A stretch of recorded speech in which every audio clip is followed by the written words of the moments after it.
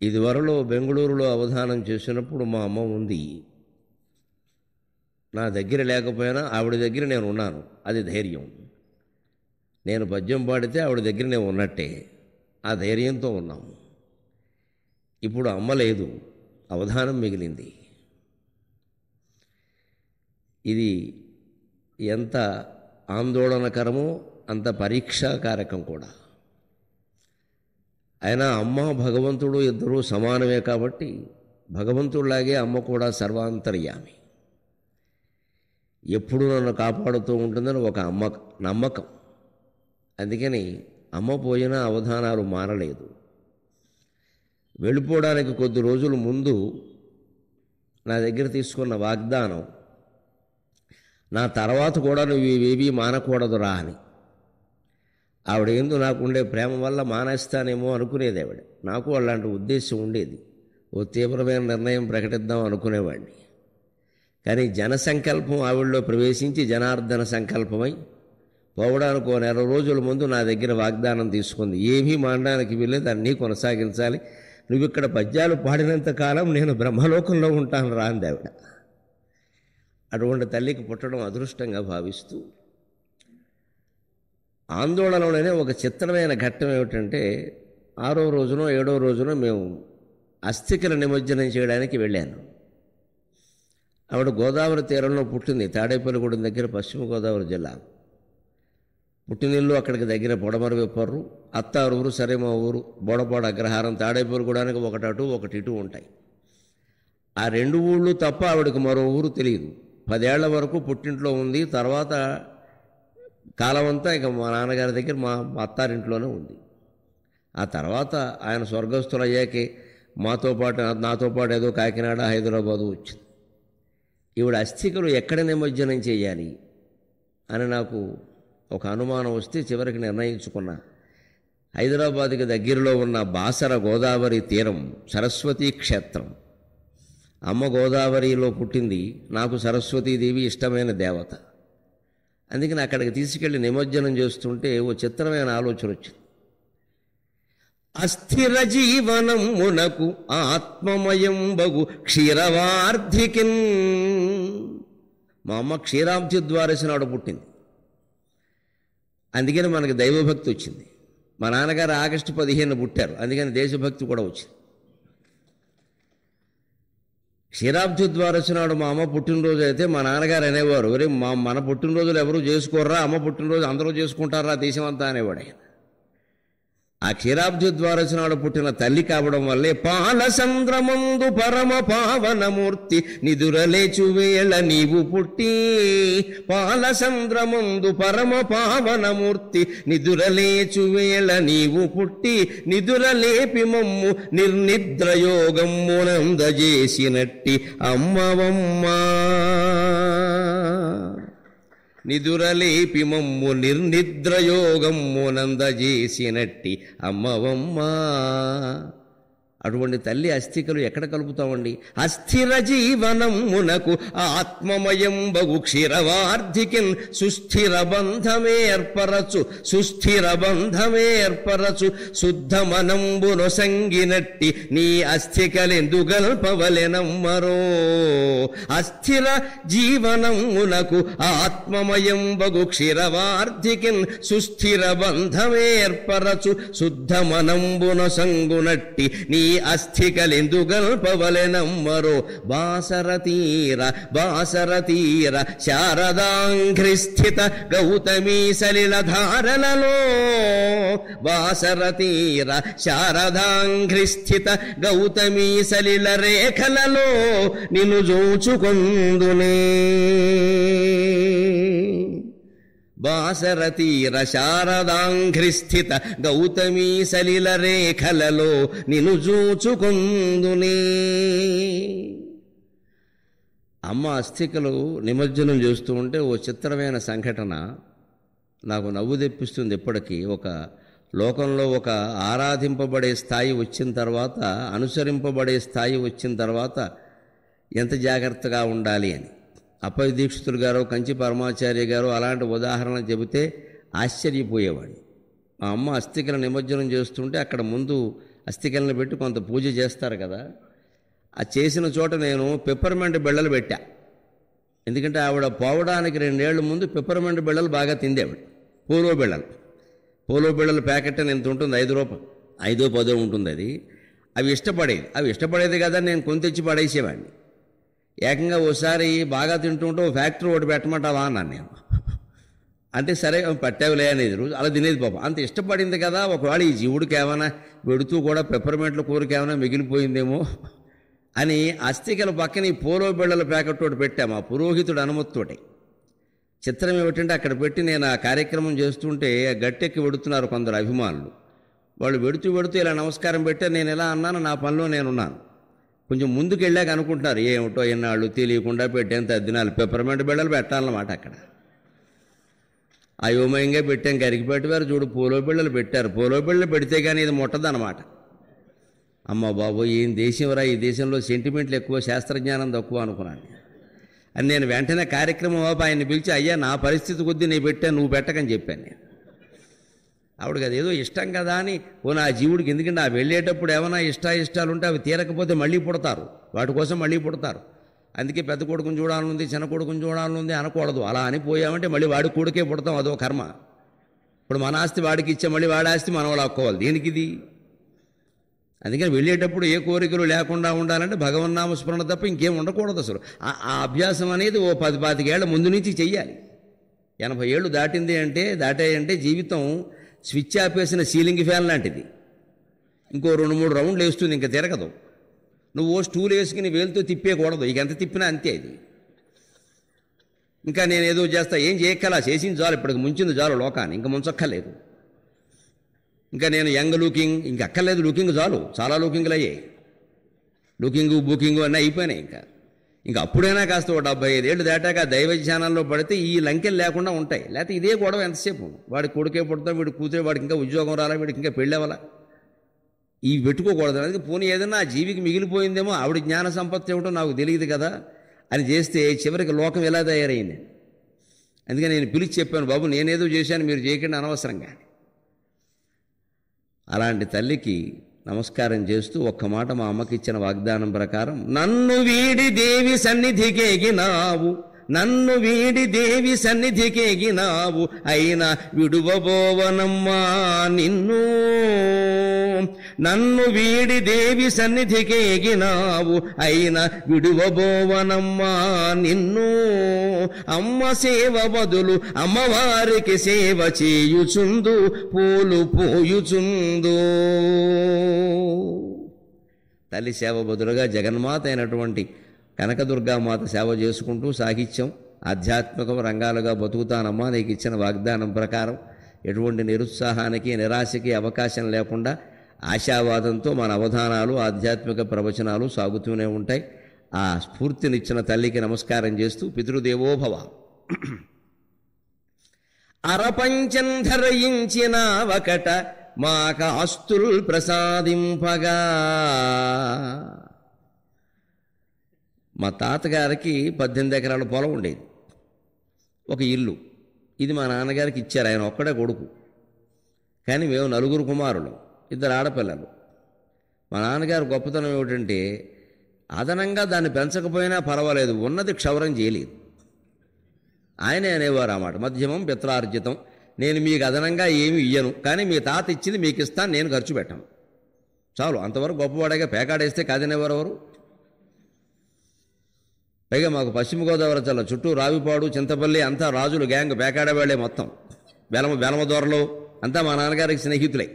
ఈయన చాలా తెలివైన ఆయన, 4 ఆటలు గెలవగానే ఇంటికి వచ్చేసేవాడు. ఆయన చెప్పేవాడు, ఎవరు ఎప్పుడైనా పేకాడిన తప్పులేదు కానీ గెలిచినప్పుడు వెళ్ళిపోండి అనేవాడు. ఎందుకంటే వాడికి పట్టుదల ఉంటుందిరా, ఓడిపోయిన వాడికి మన దగ్గర లాక్కునే వరకు ఆడిస్తాడు, అదే తెలివి, ఆడకూడదు, గెలిచినప్పుడే విరమణ చేయాలనేవాడు.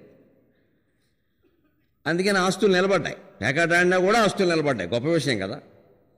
అందుకని ఆయన ఎప్పుడు చాలా నిరాడంబరంగా అంగవస్త్రం, అసలు పూర్తి పంచె కట్టడం అనేది నేను ఎప్పుడో 10వ తరగతిలో ఉండగా చూశానేమో, మళ్ళీ చూడలేదు.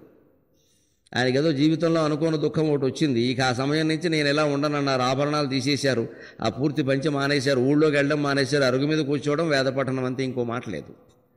ఆ స్థితిలోనే నేను ఎక్కువగా చూశాను. అందుకని బహుశా నువ్వు అలా ఉండకపోతే మాకు ఇలా మిగిలిందేమోనా ఈవేళ. అరపంచం ధరించిన ఒకట మాక ఆస్తుల్ ప్రసాదింపగా చిరుకోపంబును చూపినన్ మదిని కాశీనాథ వాత్సల్యమే. ఆయన కోపం ఎక్కువేనండి, కానీ ఎప్పుడు కోపం 2 నిమిషాలు మించి ఉండడం మేము చూడాల. తువ్వాలు సరిగ్గా ఆరైపోతే ఆ తువ్వాలే తిప్పి మడతట్టు కొట్టివాడే. ఇప్పుడు అదంత నేరమా? ఇప్పుడు ఒక పార్లమెంటు మీద బాంబులు వేసిన వాళ్ళకే ఇంకా శిక్షలు పడట్లా, తువ్వాలు ఆరైపోవడం అంత నేరమా? కానీ 2 కొసలు కలవాలి ఆయనకి లెక్కది. క్రమశిక్షణలో సామాన్యమైన వ్యవహారం కాదు. మీరు చేదస్తామనండి ఏమనండి, కానీ ఆయన అటుకోస ఇటుకోస కలవకపోతే ఆరేసిన తువ్వాలు తీసి మడత పెట్టి ఒక్క దెబ్బ కొట్టేవాడు. సరిగ్గా రెడీ చేత కదా. ఇప్పటికి నాకు అది ఎంత పట్టేసిందంటే మా ఇంట్లో కాదు ఎవరింటికైనా వెళ్ళినా నేను తువ్వాళ్ళు ఆరేసేస్తాను. అది పట్టేసింది అలా బుర్రకి. మా ఇంట్లో అయితే పర్వాలా, వేరే వాళ్ళ ఇంటికి ఎవరి దొడ్లో తువ్వాళ్ళు ఆరేసి ఉంటే నేను తీసి సరిగ్గా ఆరేసేస్తా. మా నాన్న అక్కడ ఉన్నాడేమో నాకు బెంగ. ఆ నేర్పే విధానం అనిపించింది. కానీ వెంటనే ఎవరు ఎందుకు చెబుతున్నామంటే ఏది చేసినా ఓ పద్ధతిగా చేయాలి, అడ్డదిడ్డంగా చేయకూడదు. ఆ మంచం మీద ఆ గుడ్డలేమిటి తీసేయి, వెంటనే లేవగానే దుప్పటి మడతట్టాలి, స్నానం చేసిన వెంటనే ఆ బట్టలన్నీ తీసేయాలి. మంచం రాత్రి ఎలా పడుకున్నాం అలా ఉండాలంతే లెక్క. ఇప్పుడు అలాగదిగా మహానుభావులు మన యువతులు ఆ దుప్పటి మడతట్టారు. పైగా అంటే ఏమంటారు, రాత్రి మళ్ళీ పడుకుంటాంగా అంటారు. మరి ఇంత నేర్చుకోవాల్సిన విషయాలు కాదని మాకు ఆయన 4 ఎకరాలు ఇవ్వడం కాదు, 4 ఎకరాల లాంటి 4 గుణాలు ఇచ్చాడు నిజానికి. అరపంచం ధరించిన ఒకట మాక ఆస్తుల్ ప్రసాదింపగా చిరుకోపంబును చూపినన్ మదిని కాశీనాథ వాత్సల్యమే. పరమంబౌ క్రమశిక్షణంబు సమయ ప్రాధాన్యమున్ ధైర్యమున్. పరమంబౌ క్రమశిక్షణంబు తత్పరమప్సు సమయ ప్రాధాన్యమున్ ధైర్యమున్ సరసంబున్ వరిచేలుగా నొసగి. 4 ఎకరాలు ఇచ్చారు, 4 ఇవే. పరమంబౌ క్రమశిక్షణంబు సమయ ప్రాధాన్యమున్ ధైర్యమున్ సరసంబున్ వరిచేలుగా నొసగుసున్ సంపన్నులంజేయవే. 4 ఎకరాలు సంపద సమస్య కాదండి. 4 ఎకరాలు 40 చేసిన వాళ్ళు ఉన్నారు, 40ను 4 చేసిన వాళ్ళు ఉన్నారు.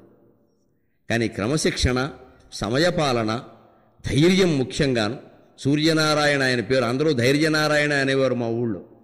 ఏదో ఒకసారి మా అన్నదమ్ముల్లో ఎవరినో వేరే ఆయన ఒక ఆయన ఎవడో అన్నాడు అంటే కర్రేసి గడిపి మూతి మీద కొట్టేశాడు. ఆ మూతి మీద వాత ఆయన పోయే వరకు ఉంది ఖచ్చితంగా. బ్రాహ్మణులు ఎవరిని ఏమీ అనరు అనడానికి మా నాన్నగారు వ్యతిరేకం, బ్రాహ్మణులే అంటారని చెప్పేవాడు ఆయన ఖచ్చితంగా. నా కుటుంబం జోలికి వస్తే ఊరుకోను అని వెళ్ళి కొట్టేసేవాడు అంతే. ఆ మూతి మీద వాత చూసి మేము తర్వాత ఎప్పుడూ ఆయన్ని అడిగాం, ఏమండి సత్యం గారు మీ మూతి మీద ఎలా ఉంది అంటే మీ నాన్న వరప్రసాదం ఆయన అన్నాడు. ఆయన కూడా అంత ఖచ్చితంగా ఉండేవాడు. ఆ ధైర్యం కూడా మాకు వచ్చింది నిజంగానే. లేకపోతే ఇంత ధైర్యంగా టీవీ సంభాషణల్లో ఇలా మాట్లాడలేమని. ఎప్పుడు ప్రాణం ఎప్పుడైనా పోతుందిరా, ధర్మం కోసం నిలబడాలి అని చెప్పేవాడు ఖచ్చితంగా ఆయన. అరపంచం ధరించిన ఒకట మాక ఆస్తుల్ ప్రసాదింపగా పరమం సిరుకోపంబును చూపినన్ మదిని కాశీనాథ వాత్సల్యమే. పరమంబౌ క్రమశిక్షణంబు సమయ ప్రాధాన్యమున్ ధైర్యమున్ సరసంబున్ వరిచేలుగానొసగుచున్ సంపన్నులన్ జేయవే. ఆచార్య దేవోభవ. 1వ తరగతి మొదలుపెట్టిన దగ్గర నుంచి అక్షరాభ్యాసం దగ్గర నుంచి అక్షయమైన పరిశోధనలో మహానుభావుడు, ఆంధ్రుల ప్రీతమ ముఖ్యమంత్రి నందమూరి తారక రామారావు గారి చేతుల మీదుగా 2 స్వర్ణ పతకాలు అందుకునే వరకు ఆ స్థాయికి తీసుకెళ్లిన వాళ్ళు గురువర్యులు ఎంతమంది? ఒకరా ఇద్దరా? నిన్న తెనాలి రామకృష్ణుడి సమస్య, దాన్ని ఇంకోలా చేద్దాం ఇప్పుడు. ఒకరా ఇద్దరా అక్షరక్రమములో ఊహింపగా శక్యమే. పూర్వం ఎవరంటే మీ గురువు గారంటే ఒక్కరి పేరు చెప్పేవారు, ఎందుకంటే వేద విద్య అది ఒక్కరే చెప్పేవారు. మిగిలిన శాస్త్రాలు కూడా ఆయనకు వచ్చేవి చెప్పేవారు. ఇవాళ అలా కాదు కదా, సైన్స్ మాస్టర్ వేరు, సైన్స్లో మళ్ళీ ఎన్ఎస్ వేరు, పిఎస్ వేరు, పెద్ద తెలుగు వేరు, చిన్న తెలుగు వేరు. అందుకని మనం ఆ పరిస్థితే. అది అందరికీ నమస్కారం. ఒకరా ఇద్దర అక్షరక్రమములో ఊహింపగా శక్యమే. సుకవిత్వ ప్రతిభా మహోజ్వల యశస్సుంగూర్చునాచార్యులన్ సుకవిత్వ ప్రతిభా మహోజ్వల యశస్సుంగూర్చునాచార్యులన్ ఒకటిన్ రెంటిని లెక్కబెట్టుటకు కుయ్యోమన్న నా బుద్ధి. ఈ మాట ఎందుకు చెబుతున్నాను అంటే, చాలామందికి మా అవధానాలను చూడగానే ఇదేదో పూర్వజన్మ సుకృతం, జన్మాంతరం, ఇక ఈ జన్మలో వీళ్ళు చేసింది ఏమీ లేదు, చాప మీద పడుకోవడం తప్ప, వాళ్ళకి పుట్టుకతోనే అలా వచ్చేసింది, సరస్వతీదేవి వీళ్ళని ఎత్తి మీద కూర్చుంది, అందుకే వెంట్రుకలు లేకుండా పోయే పైన. ఆవిడ కూర్చోకుండా ఉంటే జుట్టైనా ఉండేది. అందుకని మా కాళ్ళకి దండాలు పెట్టేస్తే ఏదో వచ్చేస్తుంది అనుకోవడం. వస్తుందో రాదో మాకు తెలియదు, కానీ మీరు చేసే పాదాభివందనాల వల్ల మాకు టెన్షన్ పెరుగుతుంది. వీడికి ఏమీ రాకపోతే నన్ను వృధా అనుకుంటాడు కదా. అందుకని ఈ పరిస్థితి నిజానికి గౌరవం, వినయం మంచిదే కానండి, నమ్మకాలు పెంచుకోవడం మంచిది కాదండి. కష్టపడకుండా ప్రపంచంలో ఏది రాదు.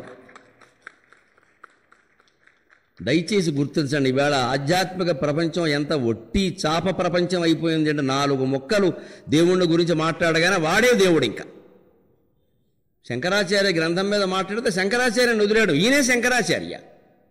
ఇక శంకరాచార్య ఎవరు మరి? ఈ అజ్ఞానం నుంచి బయటపడాలి. వేదాంతం మాట్లాడడం చాలా తేలిక, దయచేసి మోసపోకండి. మా గురువుగారు చెప్పేవారు ఒక మాట, అబ్బాయి 3 విద్యలు ఉన్నాయి లోకంలో, 1 వ్యాకరణం, 2 కవిత్వం, 3 వేదాంతం. వ్యాకరణం చెప్పేవాడికి కష్టం, వినేవాడికి కష్టం. వీడు తయారవ్వాలి, బాగా వాడు తయారవ్వాలి. మధ్యలో అందుకే గ్రామర్ క్లాసులు ఎగ్గొట్టేసి వాళ్ళం, సినిమాకి వెళ్ళేవాళ్ళం. ఎందుకంటే అది గ్లామరు, ఇది గ్రామరు. ఎవడు పడతాడు ఈ బాధ? ఉత్తున ఖర్చు పరమగుడు సంధి నిత్యము, ఎవడికి కావాలి? ఇది అర్థమై చావదు.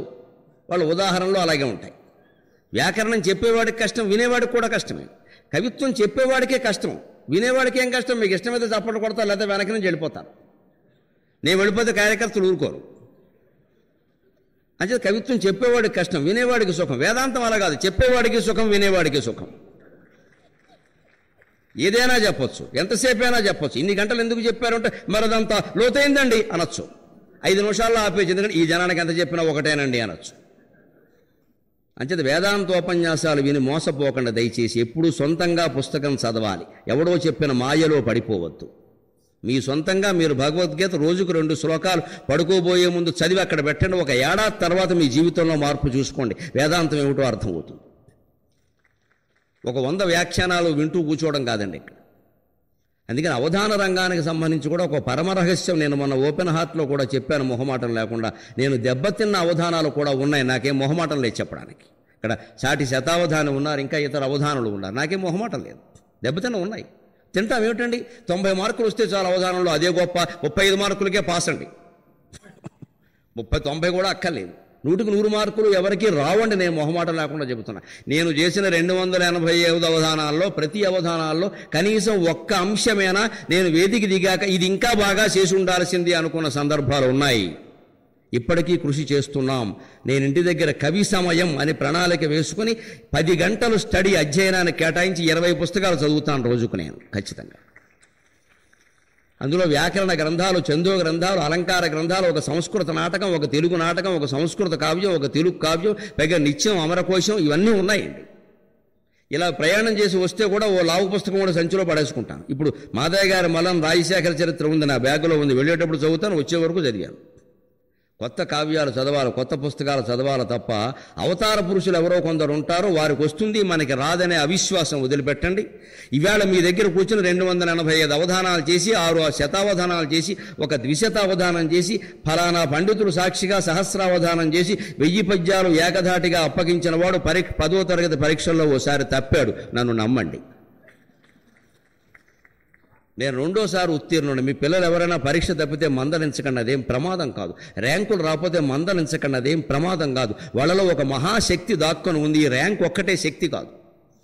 ఇందులో మార్కులు రాకపోతే వచ్చే నష్టం లేదు. మూర్ఖత్వం పోవడం ముఖ్యంగానే, మార్కులు రావడం ముఖ్యం కాదు. నా చిన్నతనంలో నాకు ఎక్కాలు రావడం కష్టంగా ఉండేది. మాస్టర్లు కొట్టిన దెబ్బలు ఉన్నాయి ఇప్పటికీ మచ్చలు. అందుకని చెబుతున్నా, 1 2 లెక్క పెట్టునడ కుయ్యోమన్న నా బుద్ధి, 1 2 లెక్క పెట్టునడ కుయ్యోమన్న నా బుద్ధి, శాతక సహస్రవధాన దీప్తిగనగాదా ఒకటిన్ రెంటిని లెక్క పెట్టునెడ కుయ్యోమన్న నా బుద్ధి శాతక సాహస్ర వధాన దీప్తిగనగాదా తత్కృపా దృష్టిచే. ఒకరా ఇద్దర అక్షరక్రమములో ఊహింపగా శక్యమే సుఖవిత్వ ప్రతిభా మహోజ్వల యశస్సున్ గూర్చునాచార్యులన్ ఒకటిన్ రెంటిని లెక్క పెట్టునెడ కుయ్యోమన్న నా బుద్ధి శాతక సాహస్ర వధాన దీప్తిగనగాదా తత్కృపా దృష్టిచే. అటువంటి ఆచార్యులందరికీ సభాముఖంగా వారిని స్మరించి నమస్కారం చేస్తున్నారు.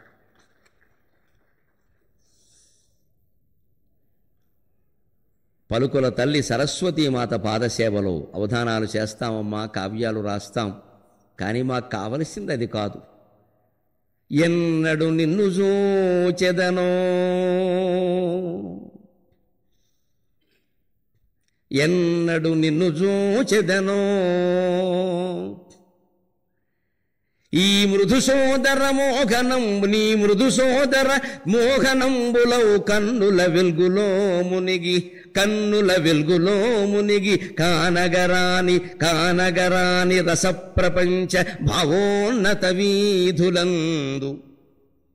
ఎన్నడు నిన్ను చూచెదను ఎన్నడు నీ మృదు మోహనంబులౌ కన్నుల వెల్గులో మునిగి. తల్లి ఎన్నడు నిన్ను చూచెదను ఎన్నడు నీ మృదు మోహనంబులౌ కన్నుల వెల్గులో మునిగి కానగరాని రసప్రపంచ భావోన్నత వీధులందు. పదమో పలుకో మృదు భావఖండమో పదమో పలుకో మృదు భావఖండమో చిన్నిదొకండు నేరుకొని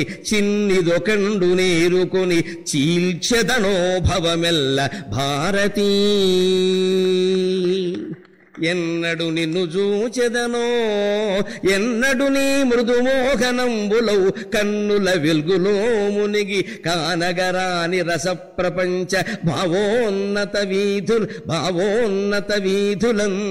పదమో పలుకో మృదు భావఖండమో చిన్నిదొకండు నేరుకొని చీల్చెదనో భవమెల్ల భారతీ. అవధాన విద్య నాతో వచ్చింది కాదు, నాతో పోయేది కాదు. నా వల్ల ఈ విద్యకి కలిగిన ప్రాధాన్యం కంటే ఆ విద్య వల్ల నాకు కలిగిన ప్రాధాన్యమే ఎక్కువ. మహానుభావులు పోషించిన విద్య ఇది. నేనెంత, నా పాండిత్యం ఎంత. పైగా ఇది ఒక విచిత్రమైన సమరం అండి. ఇది యుద్ధమే. వీళ్ళంతా మాతో కలిసి ఉండేవాళ్ళే, మేము తరచు కలుస్తూ ఉంటాం. కానీ ఈవేళ కత్తులు నూరతారు, మీరు చూస్తారు. అందుకే కాస్త మధ్యలో వేసి దూరంగా పెట్టమన్నాను కుర్చీ. మరి కత్తికి అందినా పర్వాలేదు, చురకత్తికి అందితే కష్టం, పక్క నుంచి పొడి చేస్తారు. అందులో అప్రస్తుతం పక్కనే ఉన్నారు. కాస్త కరవాలం అయితే పొడుగ్గా ఉంటుంది. పైగా కృపాణం అంటారు, కృపాణ దయ ఉండదు దానికి. అందుకని అందరూ తలో కత్తి నూరతారు. కొందరు బండ మీద పచ్చడి నూరతారు, అది వేరే విషయం. మొత్తం మీద ఎవరు నూరేది వారు నూరతారు. ఏమీ లేని వాళ్ళు కాలాలు మిరియాలైనా నూరతారు. కానీ ఈ మొత్తం సమరంలో ఒక విచిత్రం ఏమిటంటే 2 గంటల అవధాన భండనమున 2 గంటల అవధాన భండనమున తలలు పగులవు కృన్నెత్తురులు స్రవింపవు.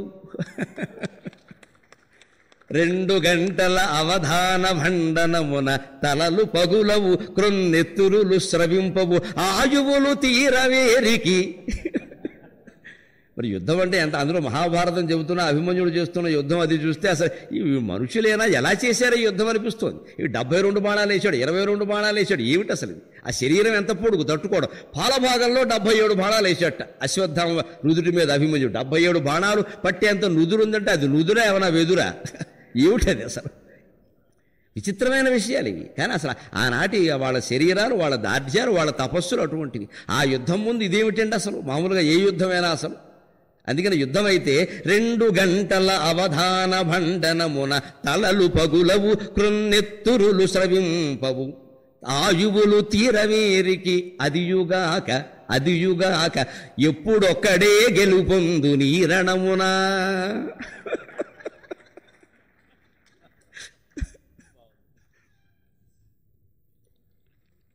వేరే యుద్ధాల్లో అయితే ఎవరు గెలుస్తారో చివరికి ఎన్నికల్లో కూడా చెప్పడం కష్టం.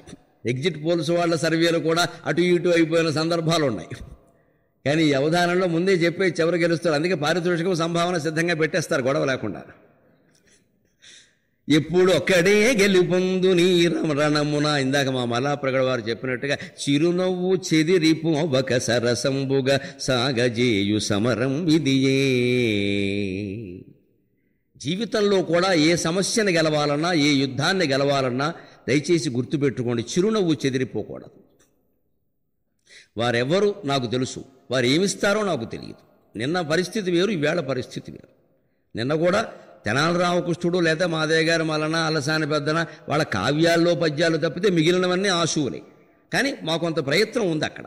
కానీ ఇక్కడ ఏమీ తెలియదు, వారు ఏం చదువుతారో తెలియదు, ఏమిస్తారో తెలియదు. కానీ ఏ ధైర్యంతో కూర్చుంటున్నాం ఇక్కడ? వారేం సామాన్యులా? ఎవరైనా ఊరికే కూర్చోబెట్టాలి. పెద్దవాళ్ళు కూర్చుంటే మాకు గౌరవం, వారిని కూడా మేము గెలిచామండి అనొచ్చు. అందుకోసం కూర్చోబెట్టిన తప్పితే ఎవరు గణేష్ గారు ఎవరు, మల్లాప్రగడ గారు ఎవరు, ఇందులో తంగిరాల వారు ఏమి సాహిత్యం, ఏమి పరిశోధన అయింది. ఈ విద్వాంసులందరినీ ఇక నాగేశ్వర శాస్త్రి గారు, ఓరియంటల్ కళాశాల నీలకంఠ శర్మ గారు, ఆయన ఐదు భాషల్లో వ్యస్తాక్షరించి చాలా ఇబ్బందులు పెట్టారు. చాలా చోట్ల చెప్పుకున్నాం, మేము 5 భాషల్లో చేసామండి, మేము నిమగే నయ్యి సాల్కా గ్రీటింగ్స్ వదామహ అని ఇచ్చారు వెనక బెంగుళూరు వచ్చినప్పుడు. అయితే ఇప్పుడు నూతన సంవత్సరానికి ముందు ఎప్పుడు కొత్త సంవత్సరంలో వారు అవధానం చేయిస్తారు వారి పీఠం తరఫున. మేము నిమగే నయ్యి సాల్కా గ్రీటింగ్స్ వదామహ 5 భాషల్లో వ్యస్తాక్షరి ఇచ్చారు. చెప్పాం కాబట్టి 4 చోట్ల చెప్పుకున్నాం. మీరు చేసిన వాటిలో గొప్పవి చెప్పండి అంటే ఏం చెబుతాం? చెప్పడానికి ఉండాలి కదా విషయాలు. ఊరికి ఎంతసేపు కుంజర యోధము దోమ కొత్తకు వచ్చాను పాత తేవడం మళ్ళీ ఏదో చూడ ఏం చెబుతాం దాన్ని? అందుకని ఇది చెప్పు, ఇలా చేసా, ఓహో ఇది కూడా ఉందా అన్నారు. అలాగే ఇచ్చినా కూడా 4 చోట్ల చెప్పుకునే విధంగా సరసంగా ఉండాలి. కేవలం ప్రౌఢత్వమే కాదు, అందులో సరసంగా ఉండే విధంగా ఇచ్చిన పృష్ఠకులు వారు సామాన్యులైన వాళ్ళ. అందుకని ఇందులో చిరునవ్వు చెదరిపోవక సరసంబుగా సాగజేయు సమరంబిదియే పరమాస్త్రములు పద్యములు. ఈ యుద్ధంలో పద్యాలే అస్త్రాలు. పరమాస్త్రములు పద్యములు అరచేతుల సవ్వడులవి అమరధ్వనులౌ. అరచేతుల సవ్వడులవి అమృతాశీస్సులు.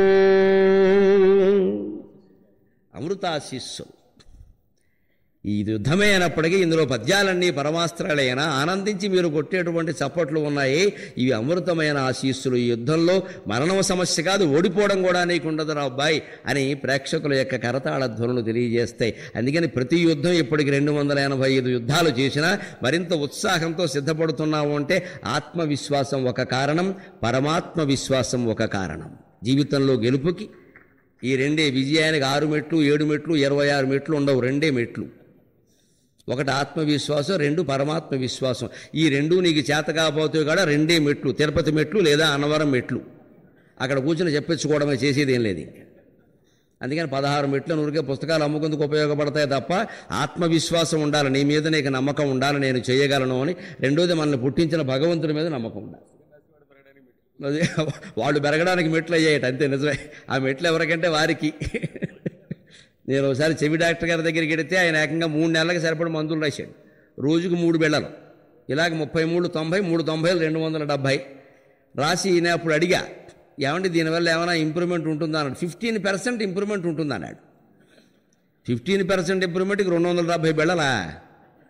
నాకు సరే ఊరికి మా పెద్ద అబ్బాయి శ్రీశ్రీ ఉన్నాడు, వాడితో అన్నా, ఏం డాక్టర్ గారు వెళ్ళారు, నాన్నగారు వెళ్ళారు కదా, ఏమైందంటే డాక్టర్ గారు బిళ్ళలు రాశారంటే ఏం చెప్పాడు అన్నాడు. 15% ఇంప్రూవ్మెంట్ తప్పకుండా ఉంటుందండి, ఆయన ఇన్కమ్ అంటే మీ చెవి ఏమీ పెరగదని చెప్పాడు.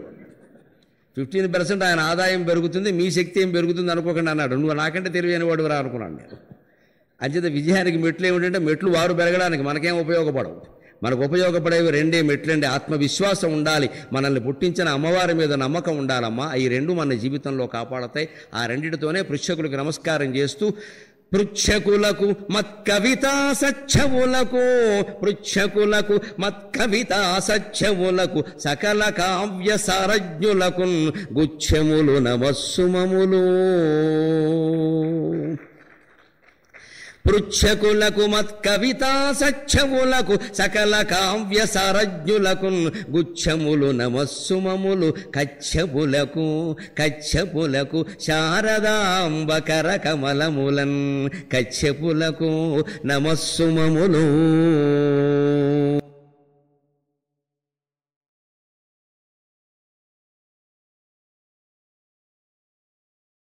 అంత గొప్పది. అది మన సంస్కృతిలో చాలా ప్రధానమైన విషయం. అది ఏ చిన్న క్రతువు శుభాశుభాలు అన్నింటిలోనూ దానాలు ఉన్నాయి. గమనించి అశుభానికి కూడా దానాలు ఉన్నాయి. 16 దానాలు ఉన్నాయి. ఎవరన్నా పోతే 16 దానాలు, షోడశ మహాదానాలు. పెళ్లిలో కూడా గోదానం ఉంది, పెళ్లిలో కూడా సంతర్పణలు ఉన్నాయి, పెళ్లిలో కూడా దానాలు ఉన్నాయి. ఈ పెళ్లికి ఎంత ఖర్చు పెట్టే కంటే ఎవరైనా పేదవాడికో ఇల్లు కట్టించచ్చు కదా. ఓ ₹1,00,000 పెట్టి ₹1,00,000తో ఇస్తే వాడు సంతోషిస్తాడు. మనం చెప్పాం కదా నాన్న, పచ్చి పువ్వులకి 4 లక్షలు ఖర్చు పెట్టే బదులు ఒక ఇల్లు కట్టిస్తే ఒకటికి 4 లక్షలు పెట్టి వాడు జీవితాంతం పుష్పాలు వికసిస్తూ ఉంటాయి. ఇంట్లో వాళ్ళ అమ్మాయి పెళ్లికి నాకు ఇల్లు కట్టించి ఇచ్చారని చెప్పుకుంటాడమ్మా లోకమంతా. ఆ అమ్మాయి అల్లుడు కాపురం చాలా బాగుంటుంది వాళ్ళ ఆశీర్వచనం వల్ల. వాళ్ళు బాగుండాలని వీళ్ళు కోరుకుంటారు. వాళ్ళ పూజలన్నీ అందుకోసమే చేస్తారు. ఆ అమ్మాయి వాళ్ళ ఇంట్లో పుట్టకపోతే, ఆ పెళ్లి జరగకపోతే నాకు ఈ ఇల్లు వచ్చేది కాదు కదా, అందుకని వచ్చింది అని ఆ నౌకరుగా ఉన్నవాళ్ళు పేదవాళ్ళు నిరంతరం క్షేమం కోరుకుంటారండి. మొత్తం సామాజిక సంక్షేమాన్ని దృష్టిలో పెట్టుకుని చెప్పారు. అందుకని ఏం చేస్తారు మన వాళ్ళు, వేదాంతం చెప్పేటప్పుడు నిద్ర రాకుండా మనోహరంగా కవిత్వం రూపంలో చెబుతారు. కానీ అందులో సందేశం ఉండాలి. ఎలాగా ఓ మంచి పద్యం, కొత్త పద్యం మీరెవరూ బహుశా విని ఉండరు, అది చెబుతా. నాకు కూడా ఓసారి సాధన చేసుకున్నట్టు అవుతుంది. నేను ఆ పద్యం చదివిన తర్వాత ఓసారి ఓహో ఇలా జపం అంటే ఇలా చేయాలన్నమాట అనుకున్నాను. కృష్ణదేవరాయల కాలంలో ఉండే అష్టదిగ్గజాల్లో మాదయ్య గారి మల్లన అని ఒక కవి ఉన్నాడు. 3వ కవి ఆయన. అలసాని పెద్దన, నంది తిమ్మన, మాదయ్య గారి మలన, దుర్జటి, అయ్యలరాజు రామభద్రుడు, భట్టుమూర్తి, పింగళి సోరణ, తెనాలి రామకృష్ణుడు, వీళ్ళని అష్టదిగ్గజాలు అంటారు. ఈ 8 మంది కృష్ణదేవరాయల ఆస్థాన కవుల కింద లెక్క. ఇందులో 3వ వాడు మాదయ్య గారి మల్లన. ఆయన పరమశైవుడు, ఎప్పుడూ అడ్డబొట్టు పెట్టుకుని వచ్చేవాడు. కృష్ణదేవరాయలు ఎంత గొప్పవాడు అంటే ఆ వైష్ణవ కవుల్ని ఎలా గౌరవించాడో శైవ కవుల్ని అలాగే గౌరవించాడు. కవిత్వానికి శైవమేమిటి వైష్ణవేమిటి అన్నాడు. అంత సహృదయుడు. అందుకే ఆ పరిపాలకుడు 15వ శతాబ్దంలో 16వ శతాబ్దం ప్రారంభంలో ఉంటే ఇవాళ 21వ శతాబ్దం 500 ఏళ్ళైనా ఆ పరిపాలకుడిని చెప్పుకుంటున్నాం మనం. ఇప్పటికీ ఆంధ్రులు అందరం కూడా కృష్ణదేవరాయలు. ఎందుకని అష్టదిగ్గజాలను పోషించాడు, ఎటువంటి పక్షపాతం లేకుండా. ఆయన వైష్ణవుడు, పరమ వైష్ణవుడు ఆయన. కానీ ఎక్కడ దూర్జడి పేగా రాజులను తిడుతూ పద్యాలు రాశాడు. ఆయన శుభ్రంగా కూర్చోబెట్టి పాదపూజ చేశాడు. నువ్వేమి రాజులను తిట్టా, అంతేగా నన్ను తిట్టలేదు అన్నాడు. పరిపాలకులను తిట్టాడండి ఆయన. ఒక పేరు పెట్టలేదు కదా. రాజుల మత్తులు వారి సేవ నరకప్రాయంబో అన్నాడు స్పష్టంగా కృష్ణదేవరాయలు ఎదురుగా చెప్పిన పద్యం. అటువంటి ఆయన్ని కృష్ణదేవరాయలు పూజించాడు. వాళ్ళలో ఒకడైన మాదయ్య గారి మలన 3వ కవి. ఆయన రాజశేఖర చరిత్రమని అద్భుతమైన కావ్యం రాశాడు. అది చాలా ఎక్కువ ప్రసిద్ధం కాలేదు, కానీ మంచి పద్యాలు ఉంటాయి. రాజశేఖరుడు శివుడు గురించి తపస్సు చేస్తాడు. ఆ తపస్సు చేసినప్పుడు చిన్న పద్యం రాశాడు. ఆయన మనస్సులోంచి శివుడు వెళ్ళలేకపోతున్నట్టు బయటికి, అంత తపస్సు చేస్తున్నట్టే. శివుడు అక్కడ మకాం పెట్టేశాట. ఎలా ఎంత ఇదిగా మకాం పెట్టాడో చెబుతాడే. ఆ మానవపతి చిత్తారామములో నుండ మరిగి, ఆ మానవపతి చిత్తారామములో నుండ మరిగి, రాజత భూభృత్సీమకయి పొదలంపక, రాజత భూభృత్సీమకయి పొదలంపక, సోమకళాధరుడు మిగుల సోమరి అయ్యన్. ఎంత మనోహరమైన మాట అండి. శివుణ్ణి సోమరపోతం చేసేట్టిన, శివుణ్ణి సోమరపోతం చేసేట. అది మనకి నవ్వొస్తుంది. సోమకళాధరుడు మిగుల సోమరి అయ్యన్. చంద్రకళను ధరించినటువంటి భగవంతుడైన పరమేశ్వరుడు సోమరపోతుడు అయిపోయాడు.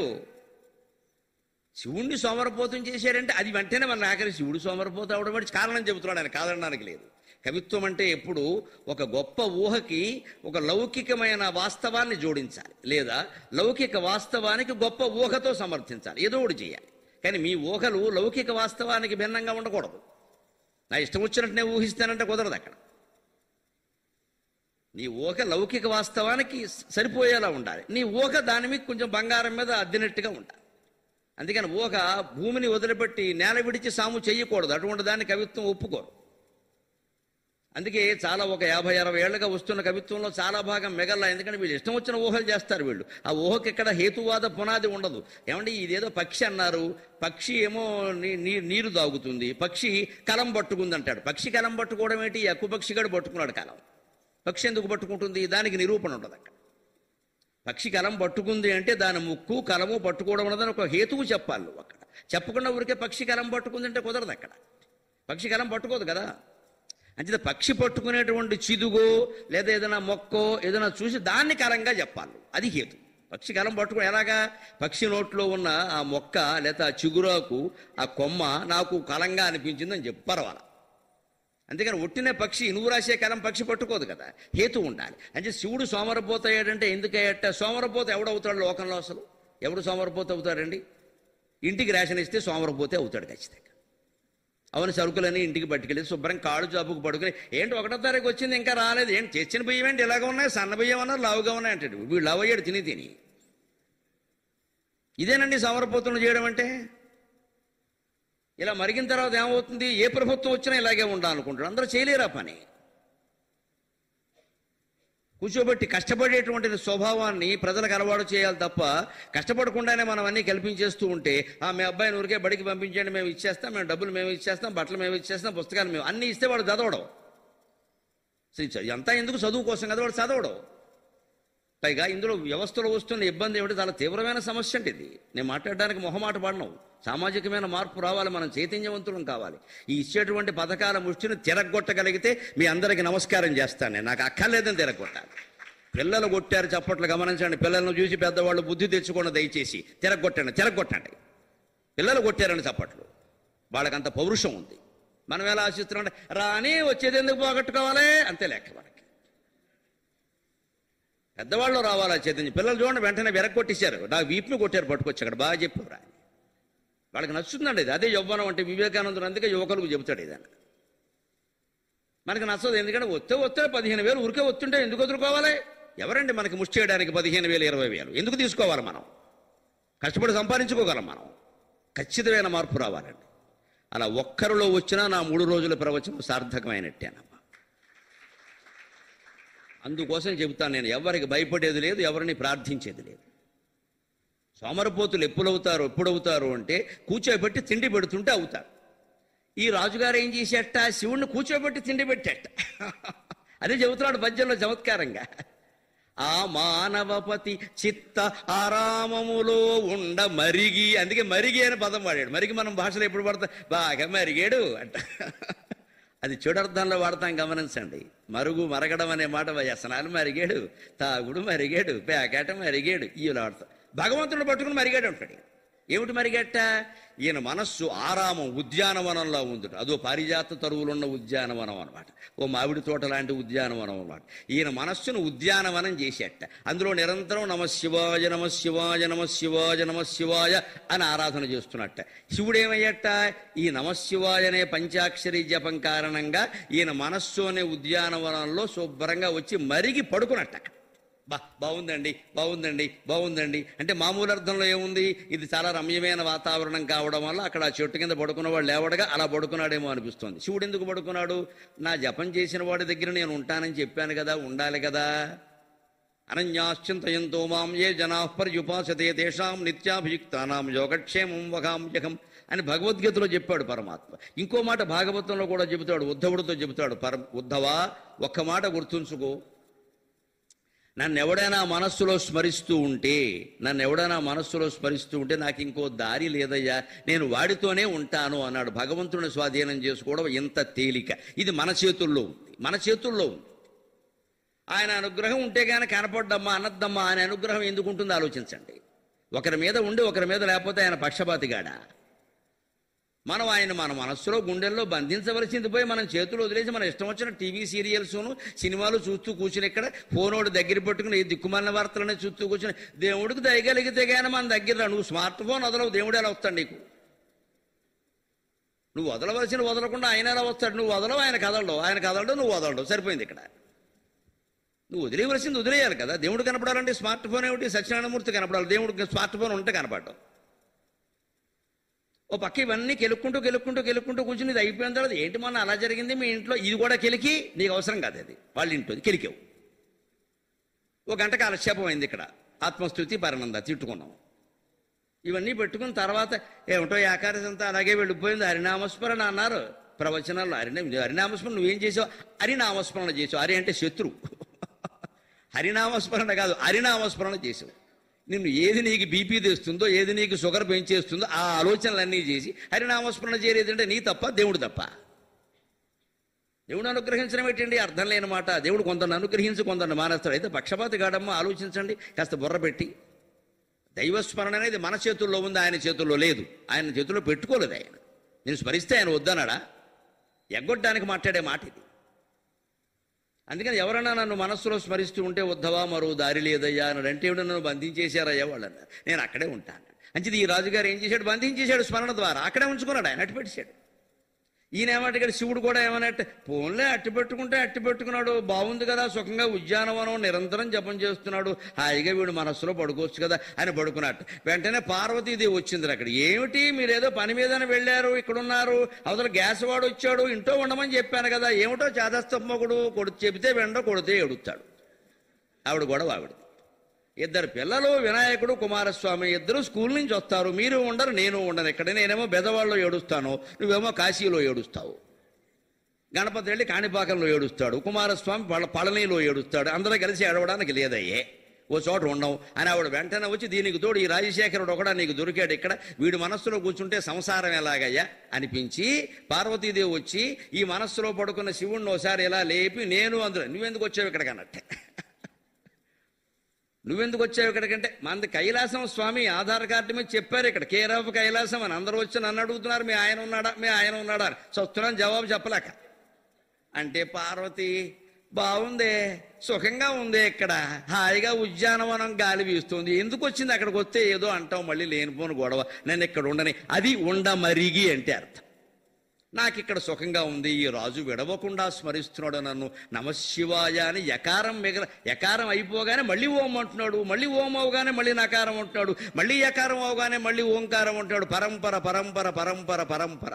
ద్వైపాయన ప్రభృతి శాపాయుధ త్రిదివసోపాన ధూళి చరణ పాపాపకస్వమనుజాపానులీన జన తాపాపనోద నిపుణ నీపాలయ సురభిధూపాలక దురిత కూపాదుదంచయతు మాం రూపాధిక శిఖరి భూపాల వంశ మణిదీపాయిత భగవతి అని దేవి అశ్వధాటిలో చెబుతాడు. జపం అంటే ఎలా చేయాలో చెబుతాడు కాళిదాసు.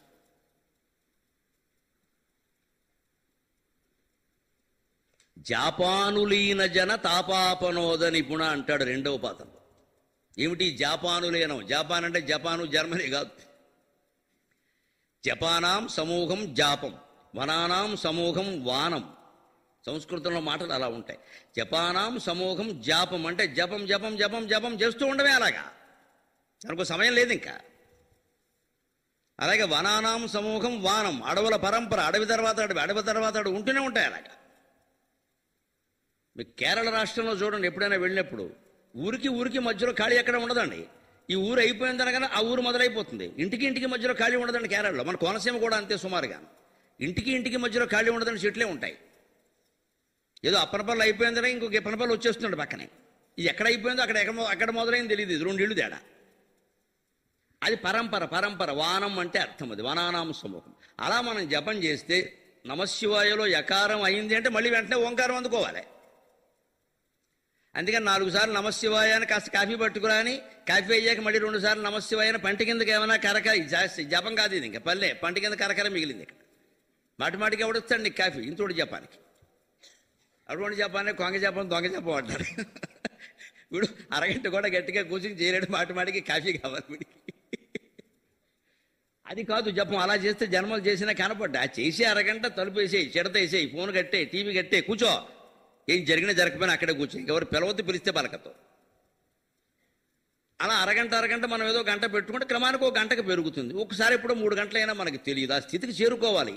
అది మరిగి శివుడు ఎప్పుడు మరిగి రుచి మరిగి మన దగ్గర ఉంటాడు అంటే ఆ జపాన్ని పరంపరగా చేస్తూ ఉంటే, జాప అనులీన అందులో లీనమైపోయి చేస్తూ ఉంటే అప్పుడు శివుడు రుచి మరిగి అక్కడే కూర్చుంటాడు, ఎక్కడికి వెళ్ళడు. అలా మరిగిపోయాడు ఆయన. అలా మరి కూర్చుని ఏమన్నాడు, కాళ్ళు చాపేశాడు శుభ్రంగా.